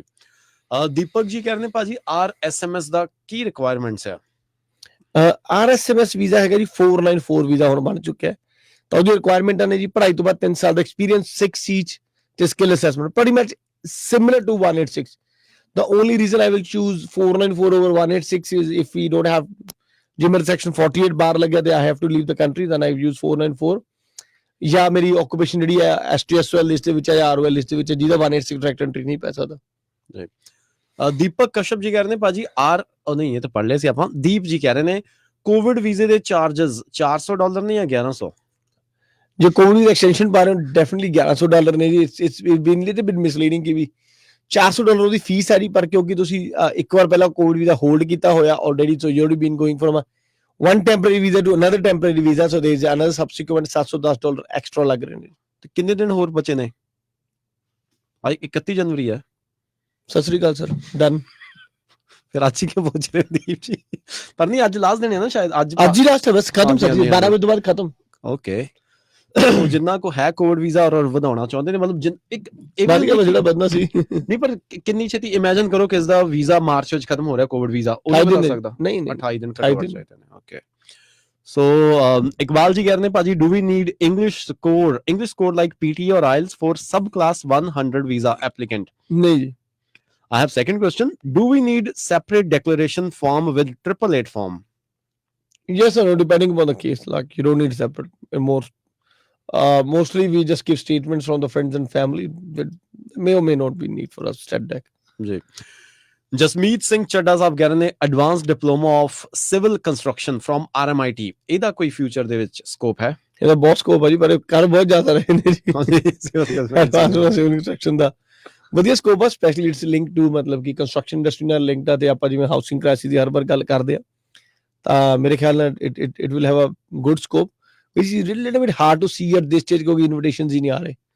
ਹੁਣ ਵੀ ਜੋ ਆਪਾਂ ਰਾਉਂਡ ਦੀ ਗੱਲ ਕੀਤੀ ਆ ਤਾਂ ਲਾਈਕ ਇਟਸ ਹਰ ਇੱਕ ਬੰਦਾ, ਮੇਰੇ ਖਿਆਲ ਨਾਲ, ਮੇਰੇ ਕਹਿਣ ਦਾ ਮਤਲਬ ਇਹ ਵੀ ਹਰ ਇੱਕ ਬੰਦਾ ਆਪਣੇ ਇੱਕ ਨੈਰੋ ਵਿਊ ਪੁਆਇੰਟ ਨਾਲ ਦੇਖ ਲੈਂਦਾ, ਕਿਉਂਕਿ ਜੇ ਤੁਸੀਂ ਅਕਾਊਂਟੈਂਟ ਹੋ ਤਾਂ ਅਕਾਊਂਟਿੰਗ ਦੇ ਹਿਸਾਬ ਨਾਲ ਦੇਖ ਲੈਂਦੇ ਹੋ, ਜੇ ਸ਼ੈਫ ਹੋ ਸ਼ੈਫ ਦੇ ਹਿਸਾਬ ਨਾਲ ਦੇਖ ਲੈਂਦੇ ਹੋ, ਬਟ ਮੇਰੇ ਖਿਆਲ ਨਾਲ unless until you are nurse, social worker, teacher, like everybody is in strife, great strife. ਸੋ ਅਗਰ ਬਿਲਕੁਲ ਜੀ ਦੱਸ ਦਈਏ ਕਿ ਕੋਈ ਸਵਾਲ ਰਹਿ ਜਾਂਦਾ ਤਾਂ ਤੁਸੀਂ ਉਸ ਤੋਂ ਬਾਅਦ ਤੁਸੀਂ ਬਾਂਸਲ ਇਮੀਗ੍ਰੇਸ਼ਨ ਇਹਨਾਂ ਨੂੰ ਕੰਟੈਕਟ ਕਰ ਸਕਦੇ ਹੋ। ਅਪਾਇੰਟਮੈਂਟ ਬੁੱਕ ਕਰਨ ਲਈ ਬਾਂਸਲ ਇਮੀਗ੍ਰੇਸ਼ਨ ਦੀ ਵੈਬਸਾਈਟ ਤੇ ਵੀ ਜਾ ਸਕਦੇ ਹੋ। ਮਾਨ ਸਿੰਘ ਕਹਿ ਰਹੇ ਨੇ ਸਤਿ ਸ਼੍ਰੀ ਅਕਾਲ ਵੀਰ ਜੀ, can I claim my experience if I am working on ABN and getting cash in hand money but I am lodging my BAS statement every quarter from last 2 years if I want to apply DAMA visa? DAMA ਵੀ ਥੋੜੇ lenient ਨੇ ਜੀ, ਤਾਂ but sorry ਜੇ ABN ਦੇ ਕੰਮ ਕਰ ਰਹੇ ਹੋ ਤਾਂ I don't know why you are getting paid cash, ਕਿਹੜਾ ਕੰਮ ਕਰ ਰਹੇ ਹੋ? You are more than welcome to book an appointment, we are happy to assist you, but I think we should not discuss it anyway. ਹਾਂਜੀ ਬਿਲਕੁਲ ਜੀ, 0406 660 960 ਇਹਦੇ ਉੱਤੇ ਵੀ ਮੈਸੇਜ ਛੱਡ ਸਕਦੇ ਹੋ। ਪ੍ਰਿੰਸ ਜੀ ਦੇ 65 ਪੁਆਇੰਟ ਨੇ including state for 190 as motor mechanic in ਤੈਜ਼ੀ ਟਸਮੇਨੀਆ, 6 ਮਹੀਨੇ done 6 months in Tasmania as motor mechanic, ਮੇਰੇ ਚਾਂਸਸ ਕੀ ਨੇ ਕਹਿੰਦੇ ਨੇ? ਜੇ ਤਸਮਾਨੀ ਦੇ ਵਿੱਚੋਂ ਤੁਹਾਨੂੰ ਪਤਾ ਹੀ ਹੈ ਜੀ, ਗ੍ਰੀਨ ਗੋਲਡ ਔਰੇਂਜ ਮਤਲਬ ਕਿ ਤਿੰਨ ਬਣਾਏ ਹੋਏ ਨੇ ਐਟਰੀਬਿਊਟਸ ਨੇ ਜੀ, ਤਾਂ ਆਈ ਥਿੰਕ ਜੇ ਅਸੀਂ ਔਰੇਂਜ ਦੇ ਵਿੱਚੋਂ ਤਾਂ ਗੋਲਡ ਤਾਂ ਆਬਵੀਅਸਲੀ ਨਹੀਂ ਹੋਣੀ, ਜੇ ਅਸੀਂ ਆਈ ਥਿੰਕ ਗ੍ਰੀਨ ਜਿਹੜਾ ਸੈਕੰਡ ਟਾਇਰ ਦੇ ਵਿੱਚੋਂ, ਤਾਂ ਦੈਨ ਯੂ ਹੈਵ ਬੜੀ ਗੁੱਡ ਚਾਂਸ, ਕਿਉਂਕਿ ਲਾਸਟ ਫੋਰਟਨਾਈਟ ਆਪਾਂ ਉਹਦੀ ਵੀ ਗੱਲ ਕੀਤੀ ਸੀਗੀ that basically the number of ROI lodge and the number of applicant and number of seats they have are pretty much similar, ਤਾਂ as long as you are in the queue you is a pretty strong chance ਕਿ ਤੁਹਾਡਾ number ਆ ਜਾਏਗਾ ਜੀ, ਤਾਂ ਥੋੜੀ wait ਕਰੋ ਜੀ। ਜੀ ਹੁਣ ਜਿਵੇਂ ਅਗਲਾ ਵੀ ਇੱਕ ਮੈਸੇਜ ਨਾ ਕਮੈਂਟ ਉਹ ਇੰਡੀਆ ਤੋਂ ਹੈ, ਸੋ ਇੰਡੀਆ ਵਾਲੇ ਅਪਾਇੰਟਮੈਂਟ ਕਿਵੇਂ ਬੁੱਕ ਕਰ ਸਕਦੇ ਨੇ ਤੁਹਾਡੇ ਨਾਲ? By email, just send us an email, my team will get in touch with them to book an appointment. info@bansalimigration.com.au info@bansalimigration.com.au। ਜੀ। ਸੋ ਕੀਰਤ ਜੀ ਕਹਿ ਰਹੇ ਨੇ BSc agriculture from India and currently working as a sales officer in India. Skill assessment ਹੋ ਜਾਏਗੀ Australia ਦੀ? ਕਿਹੜੀ ਜੀ ਇਸ ਤਰ੍ਹਾਂ ਦੱਸਣਾ ਬੜਾ ਔਖਾ ਹੋਊਗਾ ਜੀ, ਤੁਸੀਂ ਅਪਾਇੰਟਮੈਂਟ ਬੁੱਕ ਕਰਾਓਗੇ, send us a resume, will look at that. ਕਿਉਂਕਿ ਸੇਲਸ ਆਫਿਸਰ ਦੇ ਆਪਾਂ ਆਪਣੀ judging, I hope you agree, ਮਤਲਬ ਕਿ ਵੀ ਜਦ ਆਪਾਂ ਸੇਲਸ ਆਫਿਸਰ ਕਰਦੇ ਹਾਂ, ਡਜ਼ਨਟ ਰਿੰਗ ਅ ਬੈਲ, ਮਤਲਬ ਕਿ ਇਸ ਤਰ੍ਹਾਂ ਦੀ ਕੋਈ ਆਕੂਪੇਸ਼ਨ ਆਪਣੀ MLT STS ਜਾਂ ROL ਦੇ ਵਿੱਚ ਵੀ ਨਹੀਂ ਆਉਂਦੀ। ਤਾਂ we really need to take their duties and try to fit her into the available occupation, ਵੀ ਕਿਹੜੇ ਨਾਲ ਜ਼ਿਆਦਾ ਕਲੋਜ਼ਲੀ ਰਿਲੇਟਡ ਨੇ, ਤਾਂ ਫਿਰ ਉਹਦੇ ਹਿਸਾਬ ਨਾਲ ਸਕਿੱਲ ਅਸੈਸਮੈਂਟ ਹੋ ਜਾਊਗੀ ਜੀ। Agriculture has a vast scope ਜਿਹਦੇ ਵਿੱਚ ਆਪਾਂ ਸਕਿੱਲ ਅਸੈਸਮੈਂਟ ਕਰਵਾ ਸਕਦੇ ਹਾਂ, ਮਤਲਬ ਕਿ ਵੀ। ਸੋਨੀਆ ਜੀ ਕਹਿ ਰਹੇ ਨੇ ਕਿ what if I got selected Victoria ROI China ਪਾ ਦਿੱਤੀ ਆ, you are eligible also but not got selected, Ki we will consider in the next round? Soni, ਜਿਹੜੀ ਤੁਹਾਡਾ ਕੁਐਸਚਨ ਹੈ ਤਾਂ ਮਤਲਬ ਕਿ ਸਾਰੀ ਦੁਨੀਆ ਦਾ ਜੀ, ਕਿਉਂਕਿ ਇਸ ਟਾਈਮ ਜੇ ਆਪਾਂ ROI ਦੀ ਗੱਲ ਕਰੀਏ, only like 3 to 5% people are getting invited, ਤਾਂ ਡੈਫੀਨਿਟਲੀ ਜੀ I think they have send us an email as well, ਮਤਲਬ ਕਿ ਸਾਰਿਆਂ ਨੂੰ ਸ਼ਾਇਦ ਕੀਤੀ ਉਹਨਾਂ ਨੇ ਕਿ if you are not selected in this round you will be selected in, you will be considered for the next round. ਜੀ। ਹਰਜੀਤ ਜੀ ਕਹਿ ਰਹੇ ਨੇ ਭਾਜੀ my friend is here on visitor visa and he has done masters in English in India, can he apply or get student visa for early childhood course? Definitely ਜੀ, ਕਿਉਂ ਨਹੀਂ ਜੀ, if you want to study and ਉਹ ਲੈ ਸਕਦੇ ਨੇ ਜੀ, ਪਰ ਉਹੀ ਗੱਲ ਹੈ ਉਹਦੀ ਐਡਮਿਸ਼ਨ ਦੀਆਂ ਰਿਕੁਆਇਰਮੈਂਟਾਂ ਮੀਟ ਕਰਨੀਆਂ ਪੈਣਗੀਆਂ ਜੀ, ਤਾਂ ਉਹਦੇ ਲਈ ਤੁਹਾਨੂੰ you are more than welcome to visit or ring us to our education team and they're happy to assist you for the admission process for your friend। ਜੀ। ਔਰ ਆਪਣੇ ਟੌਪਿਕ ਬਾਰੇ ਵੀ ਆਪਣਾ 482 ਦਾ ਸੀ, ਉਹਦੇ ਬਾਰੇ ਸਵਾਲ ਹੈ ਭਰਤ ਜੀ ਦਾ, ਕਹਿ ਰਹੇ ਨੇ ਹੈਲੋ ਭਾਜੀ, what is the minimum pay for 482 visa in motor mechanic light after light tax? Motor ਦੇਖੋ ਜੀ, ਜਿਹੜੀ ਉਹਦੀ ਟਿਸਮੈਂਟ ਹੈ ਜੀ, temporary skilled income migration threshold, ਜਿਹੜਾ ਕਿ ਇਸ ਟਾਈਮ 70,000 ਪਲੱਸ ਸੁਪਰ ਹੈ ਜੀ, 70,000 ਇੰਕਲੂਡਿੰਗ ਟੈਕਸ ਪਲੱਸ ਸੁਪਰ, ਤਾਂ 77,700 ਜਿਹੜਾ ਉਹਨਾਂ ਦੀ ਥੋੜੀ ਸੈਲਰੀ ਹੋਣੀ ਚਾਹੀਦੀ ਇੰਕਲੂਡਿੰਗ ਸੁਪਰ। ਪਰ ਸਾਰਿਆਂ ਲਈ ਸੇਮ ਹੈ, like nothing special for motor mechanics ਔਰ ਐਨੀਬਾਡੀ ਐਲਸ। ਅਨੂਪ ਚੌਧਰੀ ਜੀ ਗੁੱਡ ਈਵਨਿੰਗ ਭੇਜ ਦੇਣਾ, ਥੈਂਕ ਯੂ ਜੀ, ਗੁੱਡ ਈਵਨਿੰਗ। ਹਰਪ੍ਰੀਤ ਜੀ ਕਹਿ ਰਹੇ ਨੇ can any 189 round again for IT occupations happen? ਹਜੇ ਤੱਕ ਨਹੀਂ ਆਇਆ ਜੀ, ਦਸੰਬਰ ਦੇ ਵਿੱਚ ਆਇਆ ਸੀ, ਉਹ ਵੀ ਸਿਲੈਕਟਡ ਹੀ ਸੀਗਾ ਜੀ, ਜਿਹਦੇ ਵਿੱਚ ਵੈਰੀ ਫਿਊ, ਜਿਵੇਂ ਉਹੀ ਗੱਲ ਆ ਵੀ ਪਿਕ ਐਂਡ ਚੂਜ਼ ਵਾਲਾ ਹੀ ਕੰਮ ਕੀਤਾ ਸੀਗਾ ਜੀ, ਤੇ ਹਜੇ ਵੀ ਸਾਨੂੰ ਹਜੇ ਥੋੜੀ ਜਿਹੀ ਘੱਟ ਉਮੀਦ ਆ ਗਵਰਨਮੈਂਟ ਦੇ ਉੱਤੋਂ ਕਿ ਕੋਈ ਚੱਜ ਦਾ ਰਾਉਂਡ ਆਊਗਾ, but you never know, hang in there ਜੀ। ਕਰਨ ਸੈਣੀ ਜੀ ਕਾਰਪੈਂਟਰੀ ਕਰ ਰਹੇ ਨੇ, ਜੌਬ ਰੈਡੀ ਪ੍ਰੋਗਰਾਮ ਕਰ ਰਹੇ ਨੇ ਵਿਕਟੋਰੀਆ ਦੇ ਵਿੱਚ, ਕਹਿ ਰਹੇ ਨੇ ਸਕੋਪ ਹੈ 491 ਦਾ। ਵਿਕਟੋਰੀਆ ਜਿਵੇਂ ਆਪਾਂ ਹੁਣ ਗੱਲ ਕੀਤੀ ਹੈ ਜੀ, ਵਿਕਟੋਰੀਆ ਚ ਮੇਰੇ ਖਿਆਲ ਨਾਲ ਤਾਂ ਜੇ ਹਾਈ ਪੁਆਇੰਟ ਨੇ ਜਾਂ ਸਕਿਲਡ ਸਪਾਊਸ ਆ ਤਾਂ ਉਹਨਾਂ ਦਾ ਹੀ ਜ਼ਿਆਦਾ ਸਕੋਪ ਆ ਜੀ, ਤਾਂ it's going be interesting to see ਜੀ। ਜਤਿੰਦਰ ਜੀ ਕਹਿ ਰਹੇ ਨੇ ਹਾਈ ਭਾਜੀ, any chances for EN in Victoria? 75 points ਨੇ। ਜਿੱਦਾਂ ਦੀ ਹਰੇ ਈਐਨ ਦੇ ਲਈ we are yet to see any invite unless until you have a skilled spouse, ਤਾਂ ਥੋੜਾ ਜਿਹਾ ਮੁਸ਼ਕਿਲ ਹੈ ਜੀ, ਪਰ ਫਿਰ ਉਹੀ ਗੱਲ ਹੈ ਜੀ, ਘਬਰਾਉਣ ਦੀ ਲੋੜ ਨਹੀਂ, ਕਦੇ ਵੀ ਰਾਤ ਦੇਖ ਕੇ ਤਾਂ ਨਹੀਂ ਸੋਚਣਾ ਚਾਹੀਦਾ ਵੀ ਕੱਲ ਨੂੰ ਦਿਨ ਨਹੀਂ ਚੜੂਗਾ, ਡੈਫੀਨਿਟਲੀ ਟਾਈਮ ਵਿਲ ਚੇਂਜ ਜੀ, ਚੰਗੇ ਨਹੀਂ ਰਹੇ ਤਾਂ ਮਾੜੇ ਵੀ ਨਹੀਂ ਰਹਿਣਗੇ, ਥੋੜਾ ਜਿਹਾ ਸਬਰ ਕਰਨ ਦੀ ਲੋੜ ਹੈ ਜੀ। ਰਵੀ ਜੀ ਕਹਿੰਦੇ ਸਰ 482 ਦੇ ਲਈ ਬਿਨਾਂ ਐਕਸਪੀਰੀਅੰਸ ਤੋਂ ਵੀ ਅਪਲਾਈ ਕਰ ਸਕਦੇ ਆ? ਨਹੀਂ ਜੀ ਰਵੀ ਜੀ, 482 ਵੀਜ਼ੇ ਦੀ ਮਿਨੀਮਮ ਰਿਕੁਆਇਰਮੈਂਟ ਇਹ ਹੈ ਜੀ ਕਿ ਤੁਹਾਡੇ ਕੋਲ ਘੱਟੋ ਘੱਟ 2 ਸਾਲ ਦਾ ਫੁੱਲ ਟਾਈਮ ਐਕਸਪੀਰੀਅੰਸ ਹੋਣਾ ਚਾਹੀਦਾ ਜੀ, ਤਾਂ ਉਹ ਪੜ੍ਹਾਈ ਤੋਂ ਪਹਿਲਾਂ ਵੀ ਹੋ ਸਕਦਾ, ਪੜ੍ਹਾਈ ਦੇ ਨਾਲ ਵੀ ਹੋ ਸਕਦਾ, ਪੜ੍ਹਾਈ ਤੋਂ ਬਾਅਦ ਵੀ ਹੋ ਸਕਦਾ ਜੀ। ਅਨੂਪ ਜੀ ਕਹਿ ਰਹੇ ਨੇ ਆਫਸ਼ੋਰ ਤੋਂ ਕਾਰਪੈਂਟਰੀ ਦਾ ਕੀ ਸਕੋਪ ਹੈ? ਅਜੇ ਤਾਂ ਔਨਸ਼ੋਰ ਵਾਲਿਆਂ ਦਾ ਨਹੀਂ ਪਤਾ ਜੀ, ਆਫਸ਼ੋਰ ਦਾ ਵੀ ਨਹੀਂ ਕੋਈ ਖਾਸ ਹੈਗਾ ਜੀ ਸਕੋਪ ਅਜੇ ਤੱਕ ਤਾਂ। ਓਕੇ, ਖੋਰ ਈਐਨ ਬਾਰੇ ਪੁੱਛ ਰਹੇ ਨੇ 190 ਵਿਕਟੋਰੀਆ ਦਾ, ਕਹਿ ਰਹੇ ਨੇ ਇਨਵੀਟੇਸ਼ਨ ਆਏਗਾ this financial year, no invites has been noticed so far, visa ਛੇਤੀ ਐਕਸਪਾਇਰ ਹੋ ਰਿਹਾ। ਅਨਫੋਰਚੂਨੇਟਲੀ ਹੈ ਜੀ, ਕਿਉਂਕਿ ਸੀਟਸ ਨਹੀਂ ਹੈਗੇ, Victoria been very pick and choosy, ਜਿਵੇਂ ਆਪਾਂ ਗੱਲ ਕੀਤੀ ਹੈ ਜੀ, ਤਾਂ they been more inclined toward 100 point 100 salary ਜਾਂ ਸਪਾਊਸ ਵਗੈਰਾ ਬਾਰੇ ਜੀ। ਸੋ ਇੱਧਰ ਸਵਾਲ ਕਰ ਰਹੇ ਨੇ, ਮੈਨੂੰ ਸੁਣ ਚ ਆਇਆ ਕਿ there are exemption for skill assessment for 186 for some of the occupations and my occupation is laboratory technician, can I have to do skill assessment?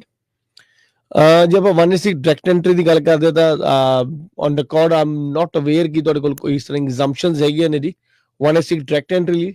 ਹਾਂ, TRT ਦੇ ਲਈ like if you are being on a 482 for 2 years then you don't have to provide skill assessment for any occupation। ਜੀ। ਗੌਰਵ ਜੀ ਕਹਿ ਰਹੇ ਨੇ sir 491 ਕਿੰਨੇ time ਤੇ ਦੇ ਰਹੇ ਨੇ ਡਿਸੀਜਨ? 12 ਤੋਂ 18 ਮਹੀਨੇ ਦੇ ਵਿੱਚ ਹੀ ਦੇ ਰਹੇ ਨੇ ਗੌਰਵ ਜੀ। 491 ਦਾ ਪ੍ਰੋਸੈਸਿੰਗ ਟਾਈਮ ਇਸ ਟਾਈਮ 12 ਮਹੀਨੇ ਤੋਂ ਲੈ ਕੇ 18 ਮਹੀਨੇ ਹੈ ਜੀ। ਜੀ। ਸੋ ਇਸ ਤੋਂ ਬਾਅਦ ਇਹ ਕਹਿ ਰਹੇ ਨੇ ਮੈਂ ਇੱਕ ਪੀਜ਼ਾ ਚੇਨ ਚਲਾਉਣਾ pizza shop and I heard I can self nominate for 482 please explain me how can I do this ਔਰ ਇਜ਼ ਇਟ ਪੋਸੀਬਲ ਔਰ ਨॉट Yes and no ji, it is possible. It's not it, I will say it is not impossible ki it's not unheard of ਕਿ ਤੁਸੀਂ ਆਪਣੇ ਨੂੰ, but you have to, you will be scrutinized a lot more. They definitely you got to prove that you are an integral part of the business. As long as you can prove that you're an integral part of the business, it will be easier to prove that you're a genuine needed for the business and you can self-nominate. So it's not excluded in any way in the legislation or policy ਕਿ ਤੁਸੀਂ ਆਪਣੇ ਨੂੰ nominate ਨਹੀਂ ਕਰ ਸਕਦੇ. ਜੀ ਮਨਜਿੰਦਰ ਜੀ ਕਹਿ ਰਹੇ ਨੇ ਸਰ ਮੈਂ TR ਦੇ ਉੱਤੇ ਆ ਤੇ ਮੇਰੇ ਕੋਲ 1.5 ਸਾਲ ਦਾ ਪੇਂਟਿੰਗ ਦਾ ਐਜ਼ ਅ ਪੇਂਟਰ ਐਕਸਪੀਰੀਅੰਸ ਹੋ ਚੁੱਕਾ and I have employer also to sponsor me but I doubt that there are rumours that after TR ਆਪਾਂ ਟੈਂਪਰੇਰੀ ਵੀਜ਼ਾ ਹੋਰ ਕੋਈ ਨਹੀਂ ਅਪਲਾਈ ਕਰ ਸਕਦੇ ਹੁਣ ਮੈਂ ਕੀ ਕਰਾਂ 4 ਮਹੀਨੇ ਰਹਿ ਗਏ ਨੇ ਮਨਿੰਦਰ ਜੀ ਇਸ ਤਰ੍ਹਾਂ ਦੀ ਕੋਈ ਗੱਲ ਨਹੀਂ ਹੈਗੀ ਕਿ TR ਤੋਂ ਬਾਅਦ ਕੋਈ ਟੈਂਪਰੇਰੀ ਵੀਜ਼ਾ ਨਹੀਂ ਅਪਲਾਈ ਕਰ ਸਕਦੇ देयर आर स्टिल rumors ਕਿ TR ਤੋਂ ਬਾਅਦ ਸਟੂਡੈਂਟ ਵੀਜ਼ਾ ਅਪਲਾਈ ਕਰਨਾ ਥੋੜਾ ਮੁਸ਼ਕਿਲ ਹੈ but that's what with nothing has been implemented yet ਤੇ ਮੈਨੂੰ ਲੱਗਦਾ ਸ਼ਾਇਦ ਜਲਦੀ ਹੋਊਗਾ ਵੀ ਤਾਂ ਘਬਰਾਉਣ ਦੀ ਲੋੜ ਨਹੀਂ ਤੁਸੀਂ ਆਪਣਾ ਐਕਸਪੀਰੀਅੰਸ ਪੂਰਾ ਕਰੋ ਤੇ 2 ਸਾਲ ਬਾਅਦ 482 ਵੀਜ਼ਾ ਅਪਲਾਈ ਕਰ ਦਿਓ ਜੀ ਜੀ ਬਿਲਕੁਲ ਜੀ 482 ਸੋ ਕੀ ਆਪਸ਼ਨਸ ਨੇ 482 ਦੀ ਅਗਰ ਜਾਂਦਿਆਂ ਦੇ ਗੱਲਬਾਤ ਕਰ ਲਈਏ 482 186 SBS ਸੋ ਕੀ ਨਹੀਂ ਵੀਜ਼ੇ ਹੈਗੇ ਨੇ ਜੀ 482 186 494 ਇਹ ਤਿੰਨ ਵੀਜ਼ਾ ਸਬ ਕਲਾਸ ਜਿਹੜੇ EMPLOYER ਸਪਾਂਸਰ ਵੀਜ਼ੇ ਕੈਟਾਗਰੀ ਦੇ ਵਿੱਚ ਆਉਂਦੀਆਂ ਨੇ ਜਿਹੜੇ ਕਿ PR ਨੂੰ ਲੀਡ ਕਰਦੀਆਂ ਨੇ ਜੀ ਉਸ ਤੋਂ ਇਲਾਵਾ 407 ਇੱਕ ਟ੍ਰੇਨਿੰਗ ਵੀਜ਼ਾ ਵੀ ਹੁੰਦਾ ਜੀ ਪਰ ਉਹ PR ਨੂੰ ਲੀਡ ਨਹੀਂ ਕਰਦਾ ਤੇ personally I really not big fan of 407 training visa and really avoid unless until you really have to. Okay, ਇੱਕ ਇਸ ਦਾ ਸਵਾਲ ਵੀ ਆਇਆ ਸੀ ਸਰ 407 from India ਕੀ ਸਕੋਪ ਹੈ ਵਧੀਆ ਸਕੋਪ ਆ ਸਰ ਜਿਵੇਂ ਹੁਣ ਉਹੀ ਗੱਲ ਹੈ ਵੀ I really don't like personally ਦੇ ਪਰ ਜੇ ਹਾਂ ਇੰਡੀਆ ਤੋਂ it's not a bad choice as long as ਤੁਸੀਂ ਉਹਦਾ ਕ੍ਰਾਈਟੇਰੀਆ ਮੀਟ ਕਰਦੇ ਹੋ which is pretty much you gotta have a 1 year experience in last 24 months. Okay.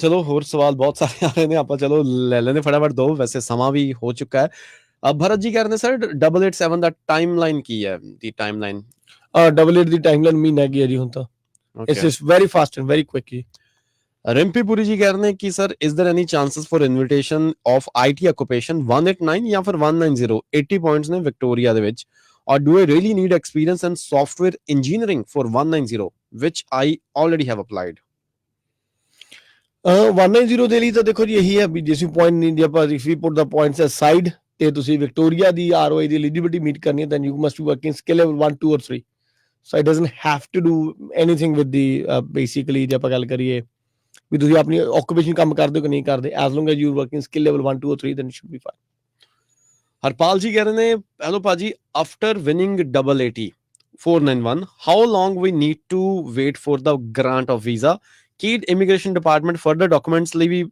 ਪੁੱਛੇਗਾ it's very relatively ਕਿੰਨਾ ਟਾਈਮ ਲੱਗੇਗਾ ਜੀ ਕਿਉਂਕਿ ਡਿਪੈਂਡ ਕਰਦਾ ਉਹਨਾਂ ਨੂੰ ਹੋਰ ਕਿਹੜੇ ਡਾਕੂਮੈਂਟ ਚਾਹੀਦੇ ਨੇ ਪਰ usually the very quick like but I have seen like from 3 months to a year ਵੀ ਮੈਂ ਵੇਟ ਕੀਤੀ ਹੈਗਾ ਆਪਣੇ ਕਈ ਕਲਾਇੰਟਸ ਦੇ ਲਈ ਤੇ definitely they can request further police clearance medical ਦਾ ਡੈਫੀਨਿਟਲੀ ਮੰਗਣਗੇ ਤੇ ਜੇ ਹੋਰ ਵੀ ਕੁਝ ਚਾਹੀਦਾ ਤਾਂ ਮੰਗ ਸਕਦੇ ਨੇ ਜੀ ਤੇ ਮੰਗਦੇ ਨੇ ਹਰ ਵਾਰ it's not an unheard of but keep chasing them to get a quicker outcome ਜੀ ਚਲੋ ਇੱਕ 482 ਆਪਣਾ ਅੱਜ ਟੌਪਿਕ ਸੀ ਉਹਦੇ ਬਾਰੇ ਵੀ ਕੀ ਬਿਜ਼ਨਸ ਨੂੰ ਕਿੰਨੇ ਕੁ ਪੈਸੇ ਕਿੰਨੇ ਕੁ ਟਰਨਓਵਰ ਚਾਹੀਦੀ ਹੈ ਕਿਸ ਨੂੰ ਸਪਾਂਸਰ ਕਰਨ ਲਈ ਇਹਨਾਂ 482 ਜਾਂ 186 ਵਾਸਤੇ ਦੇਖੋ ਜੀ ਇਹ ਰਿਲੇਟਿਵ ਕੁਐਸਚਨ ਆ ਪਰ ਨਾਰਮਲੀ ਸੀ ਕਹਿੰਦੇ ਵੀ ਜੇ ਤੁਹਾਡੀ 3 ਲੱਖ ਪਲੱਸ ਆ ਤਾਂ ਉਦੋਂ ਬਾਅਦ ਵੀ ਕੈਨ ਸਟਾਰਟ ਟਾਕਿੰਗ ਕਿਉਂਕਿ ਜਿਹਨੂੰ ਅਸੀਂ ਸਪਾਂਸਰ ਕਰਨਾ ਉਹਦੀ ਸੈਲਰੀ 70000 ਬਲਕਿ 80000 ਮੰਗੂ ਤਾਂ ਉਹਦੀ ਸੈਲਰੀ ਬਣ ਜਾਂਦੀ ਆ ਹੌਲੀਡੇ ਪੈਕੇਜ ਵਗੈਰਾ ਪਾ ਕੇ ਬੰਦਾ 90 95 ਦਾ ਪੈਂਦਾ ਜੀ ਤਾਂ ਜੇ ਘੱਟੋ ਘੱਟ ਤੁਸੀਂ 3 ਲੱਖ ਟਰਨਓਵਰ ਹੋਊਗਾ ਆਪਾਂ ਉਦੋਂ ਬਾਅਦ ਗੱਲ ਕਰਦੇ ਹਾਂ ਟਰਨਓਵਰ ਤੋਂ ਕਿਉਂਕਿ ਉਦੋਂ ਖਰਚੇ ਵੀ ਹੋਣਗੇ ਤਾਂ ਜੇ ਲਾਈਕ ਦੇ ਸ਼ੁੱਡ ਬੀ ਸੈਲਫ ਸਸਟੇਨੇਬਲ ਇਦਾਂ ਨਾ ਹੋਵੇ ਵੀ ਜਿੰਨੇ ਵੀ ਲੱਖ ਦਾ ਟਰਨਓਵਰ 90000 ਉਹਨੂੰ ਤੇ ਤਾਂ ਬਾਕੀ ਕਰ ਕੀ ਲੈ ਕੇ ਜਾਣਾ ਤੁਸੀਂ ਅਰੇ ਵਾਟੀ ਗਾਲਾਂ ਕੱਢੇ ਕਹਿੰਦੇ ਵੀ ਜਗ੍ਹਾ ਹੈਗੀ ਕਹਿੰਦੇ ਜਗ੍ਹਾ ਵੇਚ ਕੇ ਤਾਂ ਗੱਡੀ ਲਈ ਆ ਓਕੇ ਇੰਟਰਸਟਿੰਗ ਸਾਈਕੋਲੋਜੀ ਬਾਰੇ ਪਤਾ ਤੁਹਾਨੂੰ ਕੋਈ ਸਾਈਕੋਲੋਜੀ ਕੋਰਸ ਦੇ ਵਿੱਚ PR ਹੋ ਸਕਦੀ ਹੈ as a psychology definitely PR ਹੋ ਸਕਦੀ ਹੈ ਜੀ ਓਕੇ ਹਾਂਜੀ Babbu ji thumbs up so thank you ਭਾਜੀ ਥੈਂਕ ਯੂ ਬਹੁਤ ਸੋਹਣੀ ਜਾਣਕਾਰੀ ਦੇ ਲਈ ਔਰ ਤੇ ਬਹੁਤ ਬਹੁਤ ਸ਼ੁਕਰੀਆ ਸਾਡੇ listeners the viewers I hope ਕਿ ਤੁਹਾਡੇ ਆਨਸਰ ਤੁਹਾਨੂੰ ਮਿਲ ਚੁੱਕੇ ਹੋਣਗੇ ਫਿਰ ਤੋਂ ਦੱਸ ਦਈਏ ਕਿ ਇਸ ਤੋਂ ਬਾਅਦ ਇਹ ਤਾਂ ਛੋਟੇ ਛੋਟੇ ਆਨਸਰ ਹੁੰਦੇ ਨੇ ਜ਼ਿਆਦਾ ਜਾਣਕਾਰੀ ਲਈ definitely you need to book appointment or info@bansalimmigration.com.eu ਦੇ ਉੱਤੇ ਈਮੇਲ ਕਰ ਸਕਦੇ ਹੋ ਕਾਲ ਕਰ ਸਕਦੇ ਹੋ 0406 660 960 ਦੇ ਉੱਤੇ ਤੇ ਜਾਂ ਫਿਰ ਬਾਂਸਲ ਇਮੀਗ੍ਰੇਸ਼ਨ ਦੀ ਵੈਬਸਾਈਟ ਤੇ ਜਾ ਕੇ ਕਰਵਾ ਸਕਦੇ ਹੋ ਅਪਾਇੰਟਮੈਂਟ ਬੁੱਕ ਬਿਲਕੁਲ ਜੀ ਸੋ ਹੁਣ ਲੈਂਦੇ ਆ ਜੀ ਇਜਾਜ਼ਤ ਤੇ ਆਈ ਹੋਪ ਕਿ ਚੰਗਾ ਲੱਗਾ ਹੋਵੇਗਾ ਸ਼ੋ। ਥੈਂਕ ਯੂ ਅਜੇ ਭਾਜੀ ਸਟੂਡੀਓ ਆਉਣ ਲਈ ਤੇ ਸਾਰੀ ਜਾਣਕਾਰੀ ਲਈ। ਥੈਂਕ ਯੂ ਵੈਰੀ ਮਚ ਜੀ। ਸੋ ਇਹ ਸੀ ਜੀ ਇਮਿਊਨ session with Bansal immigration consultant. So ਲੈਂਦੇ ਆ ਇਜਾਜ਼ਤ। ਦਿਸ ਇਜ਼ ਯੂਰ ਆਪਣਾ RJ Puneet now signing off. Bansal immigration consultants ਕਰਨਗੇ ਤੁਹਾਡੀ ਹਰ ਇੱਕ ਵੀਜ਼ਾ ਰਿਲੇਟਡ ਪ੍ਰੋਬਲਮ ਦਾ solution. College admission, student visas, course change